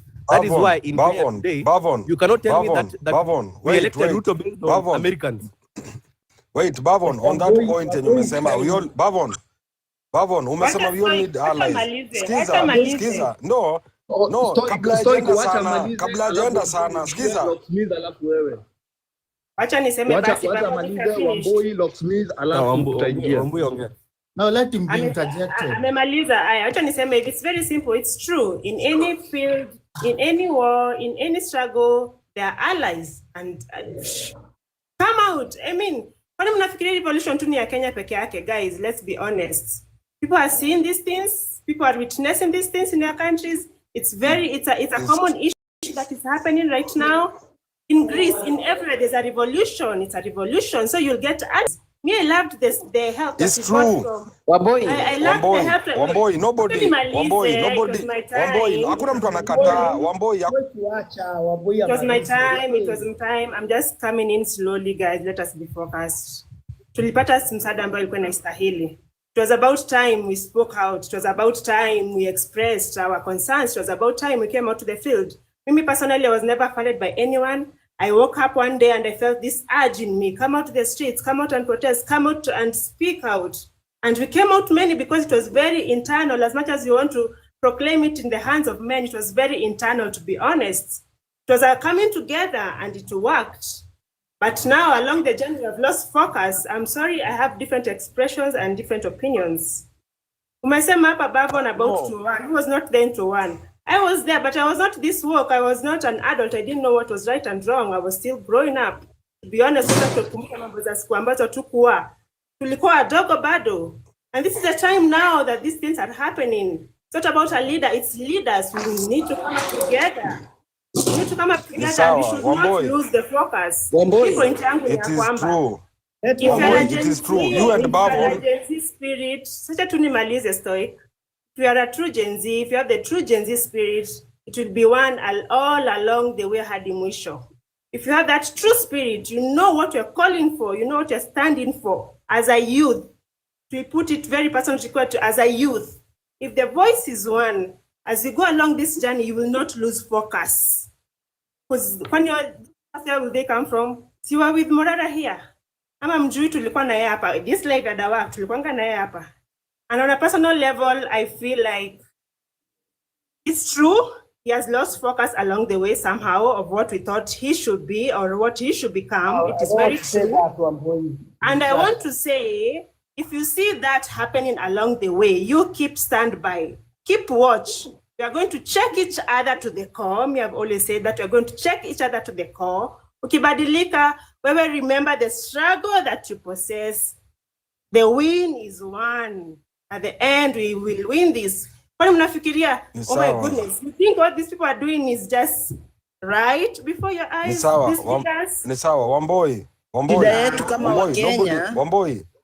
hakuna mtu anakataa. What you are saying, what you and Bavon is saying is very true. We all need allies. Wait, Locksmith, kidogo nitasahau vile nataka kusema, nitasahau juu kabla ningoje uongee tena. Wamboi and Bavon, listen. Na nikianza nimesema hivi, I believe all of us here, we are fighting for the same cause. Sisi, we are on one team. We are not fighting each other. We are here to brainstorm and sharpen each other. Wamboi na Bavon, it's true, we all need allies. But kuna mtu alisema, show me your friends and I'll show you who you are. Look like the Arab League. The Arabs, they look at their allies. Unafikiria hawezi takati kukuwa nao friends wa huko wa West. But what do? They safeguard their interests na wanachunga watu wao. Sababu gani? Mbona unipatie grant ya 100 and then nikulipe ikiwa na 2000 for example, you see? Au nisaidii, unanidanganya unanipatia grant, unanipea 100 bob, then nakuja kukulipa. I'm paying through the nose. I'm paying you double extra, more, even with blood. We even pay with blood. Now, we all need allies, but why don't we choose our allies wisely? You see what Kibaki did? Kibaki alitoka West, akaenda China. Why? Because aliangalia kona, mzungu, it's true he's an ally. Mbona mzungu anipatie Land Rover moja, ati askari atume Land Rover moja, of which Land Cruiser, one Land Rover is equivalent to 3 Land Cruisers. That's why akaenda China. akatoka mambo ya west akaenda east. We all need allies. That one is true. Now to say me that we can't do with, nobody can do without allies. But who are our allies? Our allies. Let us choose them wisely. Sababu now, listen, our allies ni our Americans. We are calling them our allies. Look at the agendas now they are pushing. LGBTQ mambo ya ujinga. Obama wakati alikuja, that was his main agenda, kuleta mambo ya ushoga Kenya and in Africa. Who said they were allies? Who said they were our allies? No, they are. I'm saying this, as long as as much as we are saying we need allies, let us choose them wisely. Even though mimi nasema, Bavon, we need allies. Wamboi, we need them. But we choose them wisely. Tutaongea sana. Let me speak. Wamboi, sasa shida ya Kenya ni our leaders. Unaona hawa akina Uhuru, akina Raila, akina Ruto, hawa watu wote wanakuanga political cousins. So mnaweza toa huyu, mseme Ruto atoke, muweke mwingine. Ndio tunasema fagia wote. Okay. Can I speak, please? I thought it was very simple by now, guys. To be honest, that's very simple. The enemy is the white man. No, the enemy is the white man, guys. That you don't see. Exactly. And that the is the white man. I'm not saying that these people. Namkumbuke. And all our so much are their puppets. Kidogo tu nimalize this. Kwani mjaiona this struggle to the core, to the very core eye of it all. Ni venye tu okay, these people who are in power in government right now, wamekuwa ni weupe ndani, but ni ngozi nyeusi, ni weupe. They've been turned white. So they're white on the inside, just a black skin, but they're very white on the inside. And they will always propagate the agenda of the white man. And unless we realize that, Mina Semanga, for me it's very simple. If you're a leader, give me an understanding of this struggle, give me an understanding of the revolution aspect of this whatever is happening, or much still, give me your perspective of what you think about the white man versus the black man. We have seen this Traore, who were Burkina Faso. He's very categorical. Out to the white man, in with my people. So if we don't see that, it will be a repeat of the same system. And I wish we can just address everything from that angle. Should always come back and check ourselves. I will never promote whatever these people are doing. I will never be, oh my goodness, my heart is this struggle, revolution. Kwa hivyo tujiulize hata wewe mwenye unasikiza hapa, what is your understanding of everything? Unless we will be coming back here and wasting time and energy. When it comes to when I've had people say that we should use our allies well, and I remember William Ruto has been to Japan, William Ruto has been to Germany. Yes. Can I speak? Sawa, Locksmith akiongea. Locksmith ongea. Stoic, a full stoic, nimemsikia vizuri, ameongea vizuri sana. Hapa kuna shida. My observation is this, and this is my concern. Nyinyi mumecheswa. Kuna watu wako hapa who are Kasongo's supporters. They are right here with you. Na wako hapa. And that's why they are bringing generalization into this topic. Wanasema agia wote without telling us what is the game plan. Mimi nataka kusema hivi. Wamboi, you have a very good point. Stoic, you have a very good point. Mimi nataka niseme hivi. Mimi nimeangalia hii kitu sana. Nimeiangalia kwa umbali. In 2007, mimi nilikaa kwa clashes nikifaitia democracy in Kenya. But I'll tell you this. Nikiangalia kwa darumeni yangu, kuna watu hapa ambao wamehongwa na Kasongo. And you have to be careful with those people. The people who are saying that Morara has done a bad thing. You have to think, what is their game plan? Unaona? Kuna mtu anaitwa Stoic hapa. Stoic, umeongea vizuri sana.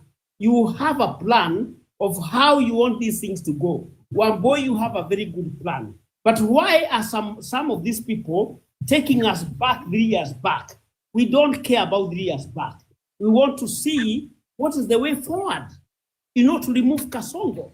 That is the focus. How do we remove Kasongo? Locksmith, and I've said again, and I've said and I'll repeat. Okay, land. Unanikata sana, sijui kwa nini. Mimi nasema hivi, we have a common enemy. The common enemy is Kasongo himself. Do not take us back what Kibaki did or whatever Uhuru did. We want to take Kasongo out, but we have to have a game plan. Kama Morara ameenda kule kwa Gachagwa, wacha kuja hapa tuambie what is the game plan. Wewe Stoic umetuambia the game plan. Wamboi anatuambia the game plan. Hii mambo ingine yote ni ya siasa ambayo ni Kasongo amelipa. Kasongo. So we are saying what is the game plan? Mimi simpendi Kasongo kutoka kitambo. So let us be my defense. Now, Locksmith, the game plan, see. Washa nimalize. Locksmith, the game plan. Namaliza. Okay. Stoic. I heard your point. Okay. Sasa Kasongo, he wants to sell our country to the Western countries. We need to remove Kasongo from power. Let us focus on that. Tutamtoa aje huyu Kasongo aende, ataenda aje? That's my kuelezea. Ndio najaribu kueleza. Hiyo swali uliuliza. Okay. Here tuko na misinformation here. We are dealing with a lot of misinformation. Actually, William is not even selling our country back to the Western. The Western are not with William Ruto. The Western are not even with William Ruto. William Ruto is looking for new allies. Kama anatuuza kwa Waarabu, si kwa Wazungu. In fact, Wazungu, they think Kenya is their property. Kenya, they have always thought Kenya is their property, and so they have a problem with William Ruto, and they will always have a problem with him because at least they're the outsider kwao. Where do they start with him? Na interest zao za mashamba na minerals zetu. So they are afraid that William Ruto, unajua Kibaki took us to the east, okay? Kasongo na yeye anatupeleka kwa Waarabu because everybody must have allies. So even Kasongo tunasema, what if Iyo impeachment yake, the coup was through the street. What if it was not an act of God and ilikuwa Wazungu hawa wamempatia finance bill, the ones that Matiang'i has been working for? What if the truth of the matter is the Wazungus, the Europeans walikuwa wanataka William Ruto? Do we now support them because they wanted to throw him out? No. In fact, William Ruto is not looking for new allies. They don't want him. They want him out. So the question is, how do we sufficient the system? Because even these Arabs are a problem. How does William Ruto, after William Ruto na yeye atuambie, how are you planning to service the Bro manze, nimenyamaza ukiongea.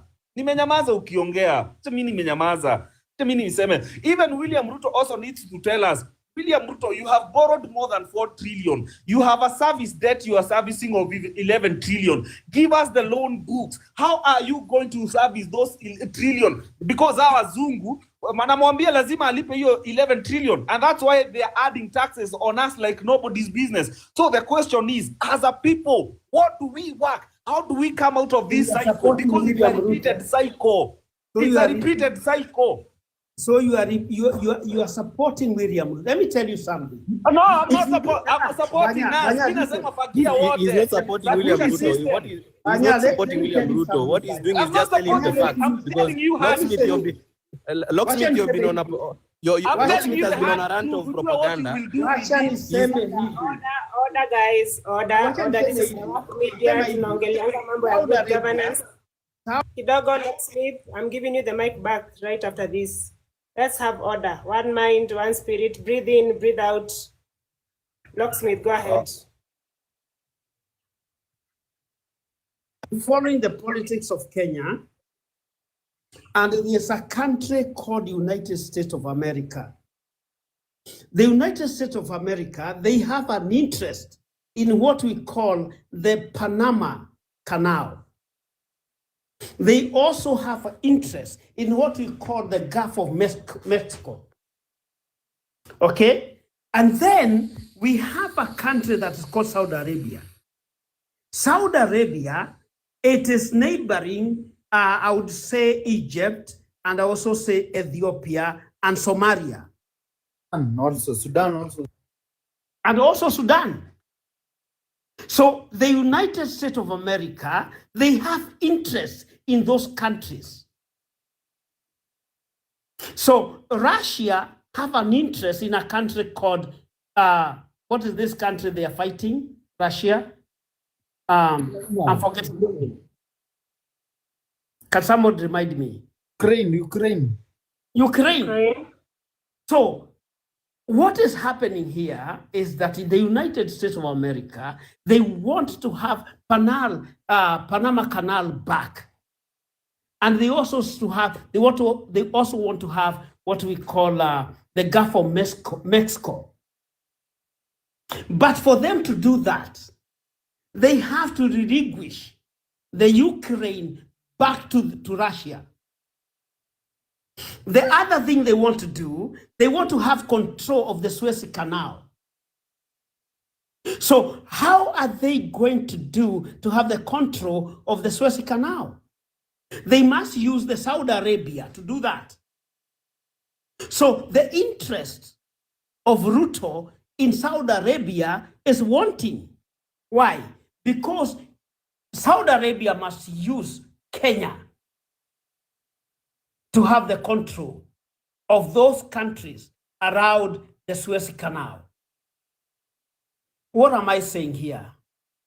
We have a lot that's going on, and that's where Sudan is coming in. That's where the US is supporting Saudi Arabia. That's why Ruto is so confident in doing whatever he's doing. That is not my point. Ruto wants to sell our country to the dogs. And because he wants to do this, that's why we are saying Ruto is our #1 enemy. And the Ruto must go by all chances.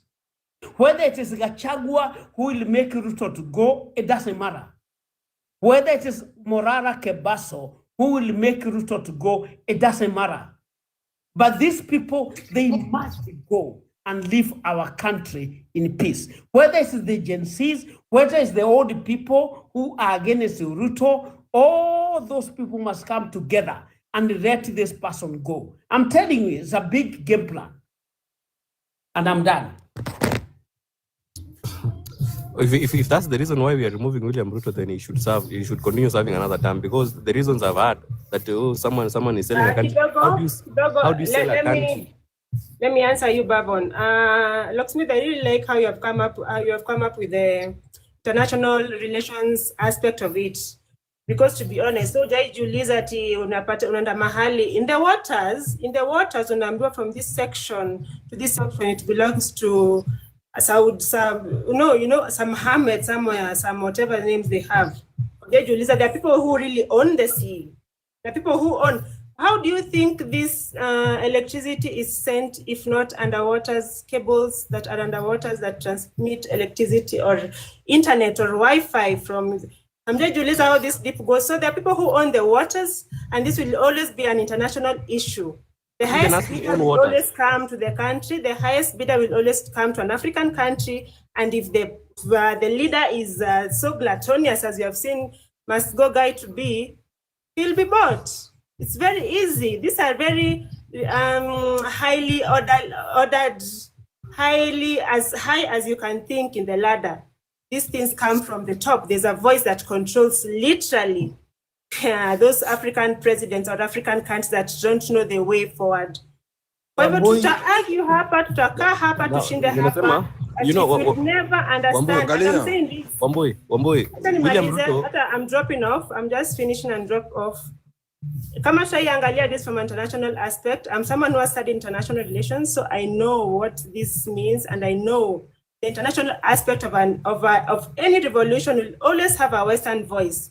We just need to argue, is this Western voice good for us or bad for us? We will always need allies, but we will always have to think which one is it for us and who is against us.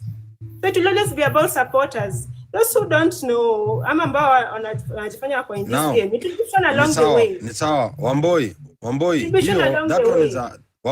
Wamboi, that is a topic for another day before tufikia mambo ya international politics and all that. For now, we have. No, it's true. No, I'm saying. Oh, I know. But the game plan. See, I'm saying what I'm saying is this. Watu nasikia hata hivi kwa comment section, watu wanauliza how do we do it? Tuwatoe aje, tufanye aje? Mimi narudia tena. It is very simple. Right now we have the constitution, and the constitution is standing. We as Kenyans, the power is with the people. You see, like right now, hizi miaka zimebaki until 2027. If we all recall these leaders, kila mtu they recall their MP, you recall your area MCA, and all those people when you elect, you have that power to recall them. Na mkiwaita hivi, make them sign a performance contract. Mwambie mtu, sasa tumekupatia 3 months. Tumekupatia 3 months. Tunataka kuona kitu imefanyika. You see? Na tukianza hivyo, that's how tunaanza kufagia. From there, slowly but surely tunawafagia wote. Na ikikuwa ni ngumu, we as the people still have the power. The constitution is very clear, it is in black and white. We disband everything. We can disband it even before 2027. The power is with the people. Watu they are servants. They are not our bosses, they are our servants. Sisi tumewapatia kazi. We are the employers. Sisi ndo tumewaandika kazi. Employer atakuwaje tena ati analilia mfanyikazi? How? All of us, I believe, in one way or another, tuandikwa mahali ama we are still tuko employed somewhere. Wewe ushaona hiyo kampuni unafanyia kazi ati wakikubembeleza ati please si umalize tu ile assignment ya jana. Please si ufanye tu hivi. They don't do that. Ukiwa redundant, they send you home. They can fire you at will. Kama if your performance is wanting, why are we not doing the same thing? Mimi nimesema hivi, hawa akina Kebaso, akina nani hawa, let us not recycle this thing again. Kwa sababu hao watu walianza vizuri. Wanasema they are partyless, they are leaderless, wako hivyo. They were activists. Let me call them. They were activists. They were not politicians. Now they are again turning to politicians. Kwani hao watu ni vinyonga. Me, I believe if you have your stand, put your stand and remain na usimame. Usikue swayed na politicians that tena unaitwa kando wanakuongelesha huko nyuma ya tent. If umeamua ni kupigana, we have seen so many people in Africa, akina Sankara and Lumumba. These guys, they were true patriots and nationalists. Walikufa kitu iko because they stood for what was right. Walisimama wakipigania haki. They were never compromised. They didn't sell out. Mbona sisi tunataka kuchukua sell out tusemee ati now leaders? What leaders? We don't need leaders. We have the constitution and it is very clear and it is in black and white. Inafuatwa. We don't need any leader. Right now Kenya inaweza jiongoza bila mtu yote akiwa hapo mbele. You understand? And everything will run. We have the judicial system, we have the constitution. Watu their work is just to supervise. Wako tu pale kufanya tu supervision, atu supervise sisi kazi yetu. Mtu nasikia akiuliza, ati how are we going to start this? Tutaifanyaje? It is very simple. Recall these people first. It is the power is with us. Recall them. Waambieni, this is what we want you to do. Tulikuchagua ufanye kazi. Wewe MP, uliingia 2025. Sasa tunaelekea, sasa tunaelekea sasa kwa 2025. What have you done? Zero. Haya, sign this performance contract. Na hatungojea ati 2027. Wewe tunakurudisha nyumbani na kazi itaendelea. See, the office is there. The MP anaweza enda home but the office is still there. Na ikikuwa ngumu, after hapo tukiingia performance contract inasimama. 90 days kama hujafanya kitu, aturudi ati kwa debe. Mwenye alikuja runners up number 2, anapewa office direct, anaambiwa na wewe ulikuwa na manifesto. You came number 2 in the elections. Wewe ulifuata huyu. Huyu tumemrudisha. Wewe tunakupatia na wewe another 90 days. Na kukuembaka na imprisonment inafuata. Because wewe kwa kampuni kwenye unafanya kazi, I believe every one of us kwenye umeandikwa, if you steal they take you to jail, they imprison you. Why can't we do the same with these people? Mtu amepewa kazi ni kuiba. I think the answer, sorry. Hatujafika hapo bado. Ndio nasema now that this is the way now to go, this is the way forward. Nyinyi mnasema Kasongo, let us agree to disagree. Kasongo is the enemy. But tuache kupinpoint tu ati hivi Kasongo. There is a whole system that is rotten. To uproot from the roots. Tuache kusema ati Kasongo is just part. Define who are we? Define to the uproot, the two. Kwa two the uproot na nani? I'm saying we the people, we have the power, the constitution is there and we can recall all these people. That's how we are And do you feel uprooting that them. do you feel that we have the constitution does muscle right now? Do you think we have the muscle right now? Okay, to be honest, We do. We have a at this constitution. point It's of the not like journey. Now, stoic. we Stoic, do. the The constitution is does not there. support. The constitution does not support what you're saying. No, I I'm don't think saying so. we have the power. We have the power to office of a recall. member We of have, parliament is not the office of a member of parliament resides with the person. Not there is no office for a member of it is it's the an person. elected. It's an You elected understand? office. The person is the office. He's not appointed. No, I mean, the person is he's the an office. That's what I'm elected. telling you. Yes, the person is the office. Without him, you do not have an office in your constituency. It's gone. Now, listen. That is why there are constituencies today that they don't have members of parliament. And I'm saying this because of IBC. Bavon, I'm saying this. Yes. You recall your leader. You recall your area MP. It is in the constitution. You have that power. Recall him back. Then you go for an election. Mkalisheni chini before you mkalisheni chini ndio asikimbie na ile pesa. Mkalisheni chini assign performance contract. You see? Akishindwa in that grace period yenye amepewa, akishindwa imprisonment inamngojea. Unanielewa? But how do you imprison a member of parliament? So you use a court of law? Yes, I'm saying Waitito sasa yako wapi? Waitito was not taken by the people, it was taken by EACC, you know. Yeah, anti-corruption. Alifuatwa na corruption. Alifuatwa na kesi ya corruption. Anyway, what I'm saying is this. Watu wanauliza, umeulizaje? Hao tufanye nini? Hao ni kina nani? Hao ati with the people ni kina nani? Sisi, kwani sisi tunaongea hapa ni kina nani? Sisi ndo tunaanza. It must start from somewhere. America, na nimewapatia Wamboi, nimewapatia very good example. In America, walianza tu na hashtag, very simple, make America great again. Sisi sahi tukianza tu hashtag tuseme disband, I'm telling you, tuna disband hiyo kitu yote, na wote wanaenda nyumbani, and in 90 days, we have fresh blood pale. The constitution is there. We will follow the constitution, kazi itafanywa. The only way to take William Ruto home is to vote in 2027. Either way. The only way to take your member of parliament home is to recall. Yes, na ndio nasemaje, Ruto sahi wameshikana na baba. Kweli uongo? Do you think anaenda mahali? Haendi mahali. That's why I'm saying that's how politics is played. The way we are playing, the way you guys who are opposing William are playing politics, you cannot win against what he's doing because he's playing politics and you're playing emotions. There is no way you can win William Ruto playing politics when you're playing emotions. Bavon, one thing I know. That is why some of us are sitting president. That is why some of us are supporting this coalition between Morara and Rigathi. Why? You see, when Ruto is doing some of the things like jailing Waitito, he might think he's finishing the community, but he's doing his. Ruto was not jailing Waitito. Waitito was jailed by years. Yeah, I know, but he wants to prosecute him. You see, he's doing it. He's doing a favor for us unknowingly, and atuondolea the corrupt leaders in Mount Kenya. But that is not the main point. The main point is all the corrupt people saizi wanajificha under Ruto. If you are corrupt, you are with Ruto. That's what we know. So at least now we know, for example, in Mount Kenya, we will have like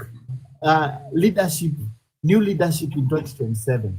And for you who are underestimating this coalition between Morara Kebaso and Rigathi, I'm a supporter of Morara Kebaso, but I feel ameenda chini sana. But trust me, if he still goes and hit the ground, he will have support and he will be somewhere in 2027. Not as the president, but he can have a substantial support to form a coalition.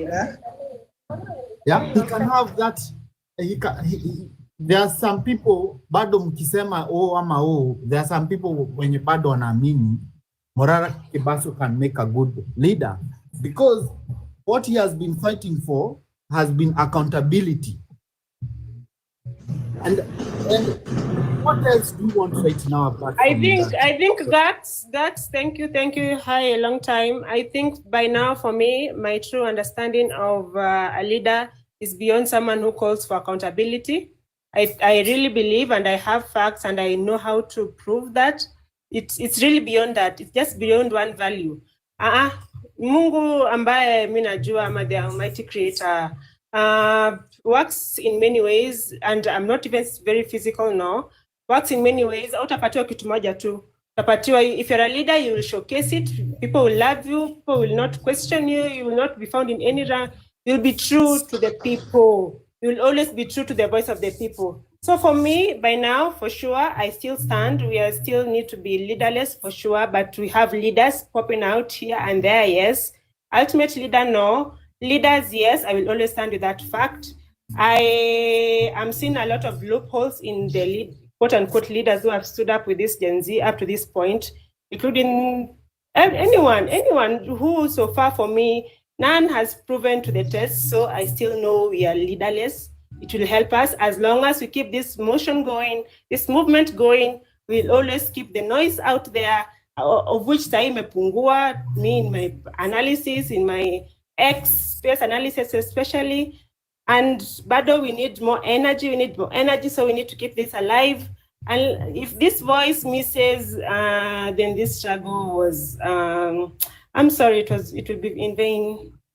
And anyway, me, I'm always with this, I'm so passionate. Mimi niko hapa, must go, must go, must go. Hata tukinyamaza, that's what we are chanting, that's what we are all about, because for me, I see the bigger picture, and I'm grateful. Happy Sunday.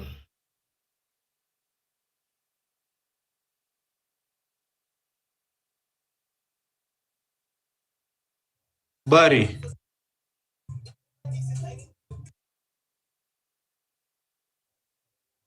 Wagadhi umelala eh? Eric, how are you? I'm fine, thank you. Bella?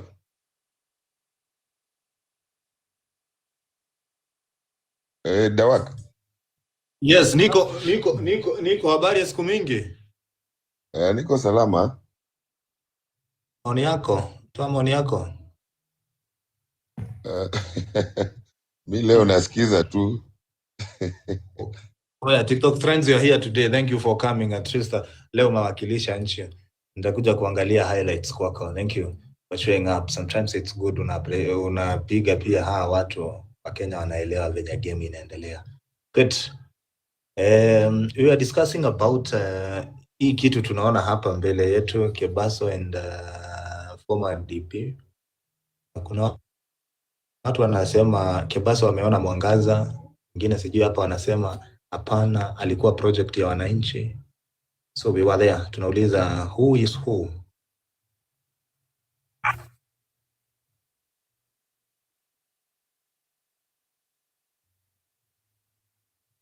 Lakini Kebaso amefanya vibaya kukataa kupanda hapa.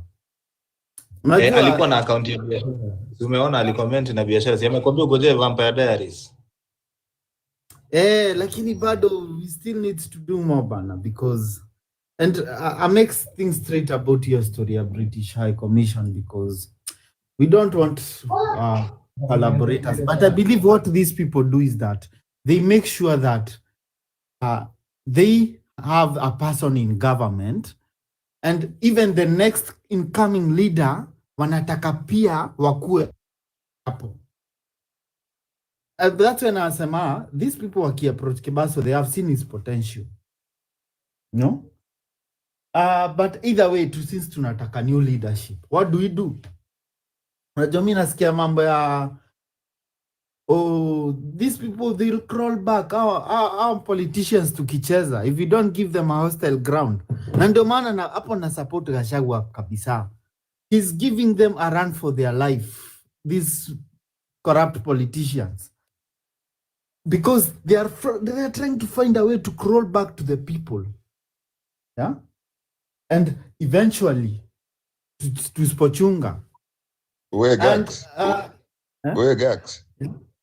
Unajua saa zingine when we are giving our opinion, we need to realize who we are talking to. Right now we are saying Ruto is corrupt and everybody corrupt is under Ruto. This gentleman you are saying you are supporting was with Ruto. So did Ruto start being corrupt after he left?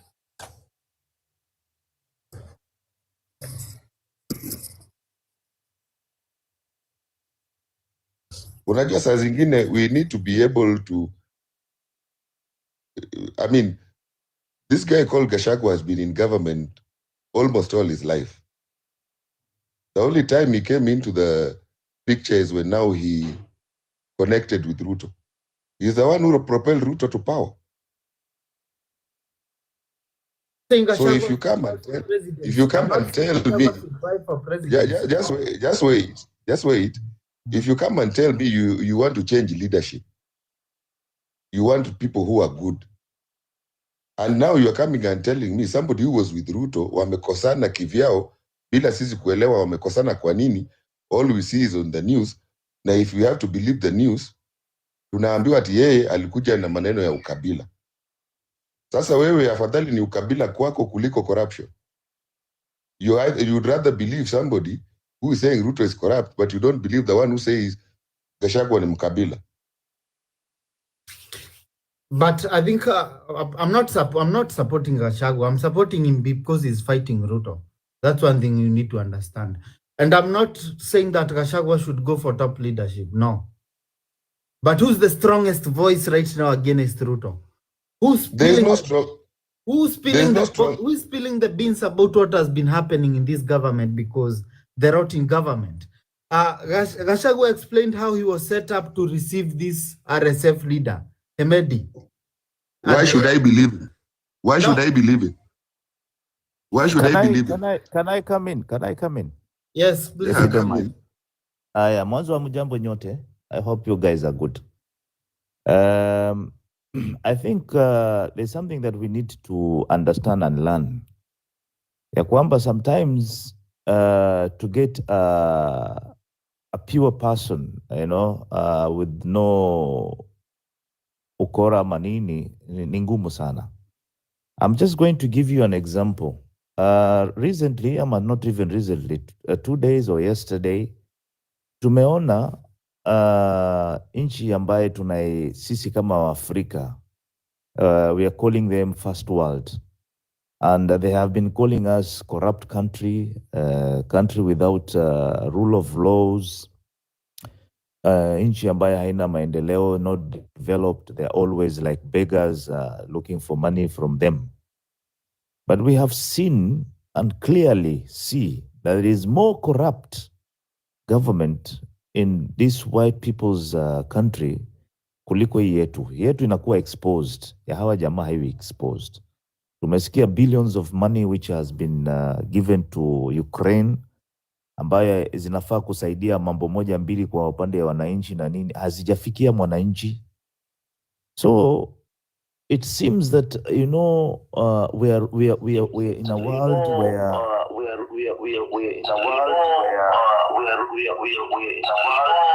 just put silent in your yeah, okay, thank you. Ambaye vitu hizi zinapitika, kuna wale ambao wanakuwa exposed, kuna wale ambao hawa exposed. Hata tukianza kusema ati huyu bwana alikuwa na Ruto, everybody in Kenya believed in Ruto because he lied to us. He promised so much. He said he will fight for the poor people. And as you know, the majority in Kenya are poor. Mama mboga, boda boda, and those kind of things. So we thought he had a good policy. Na tukajua he needs to get there and start implementing.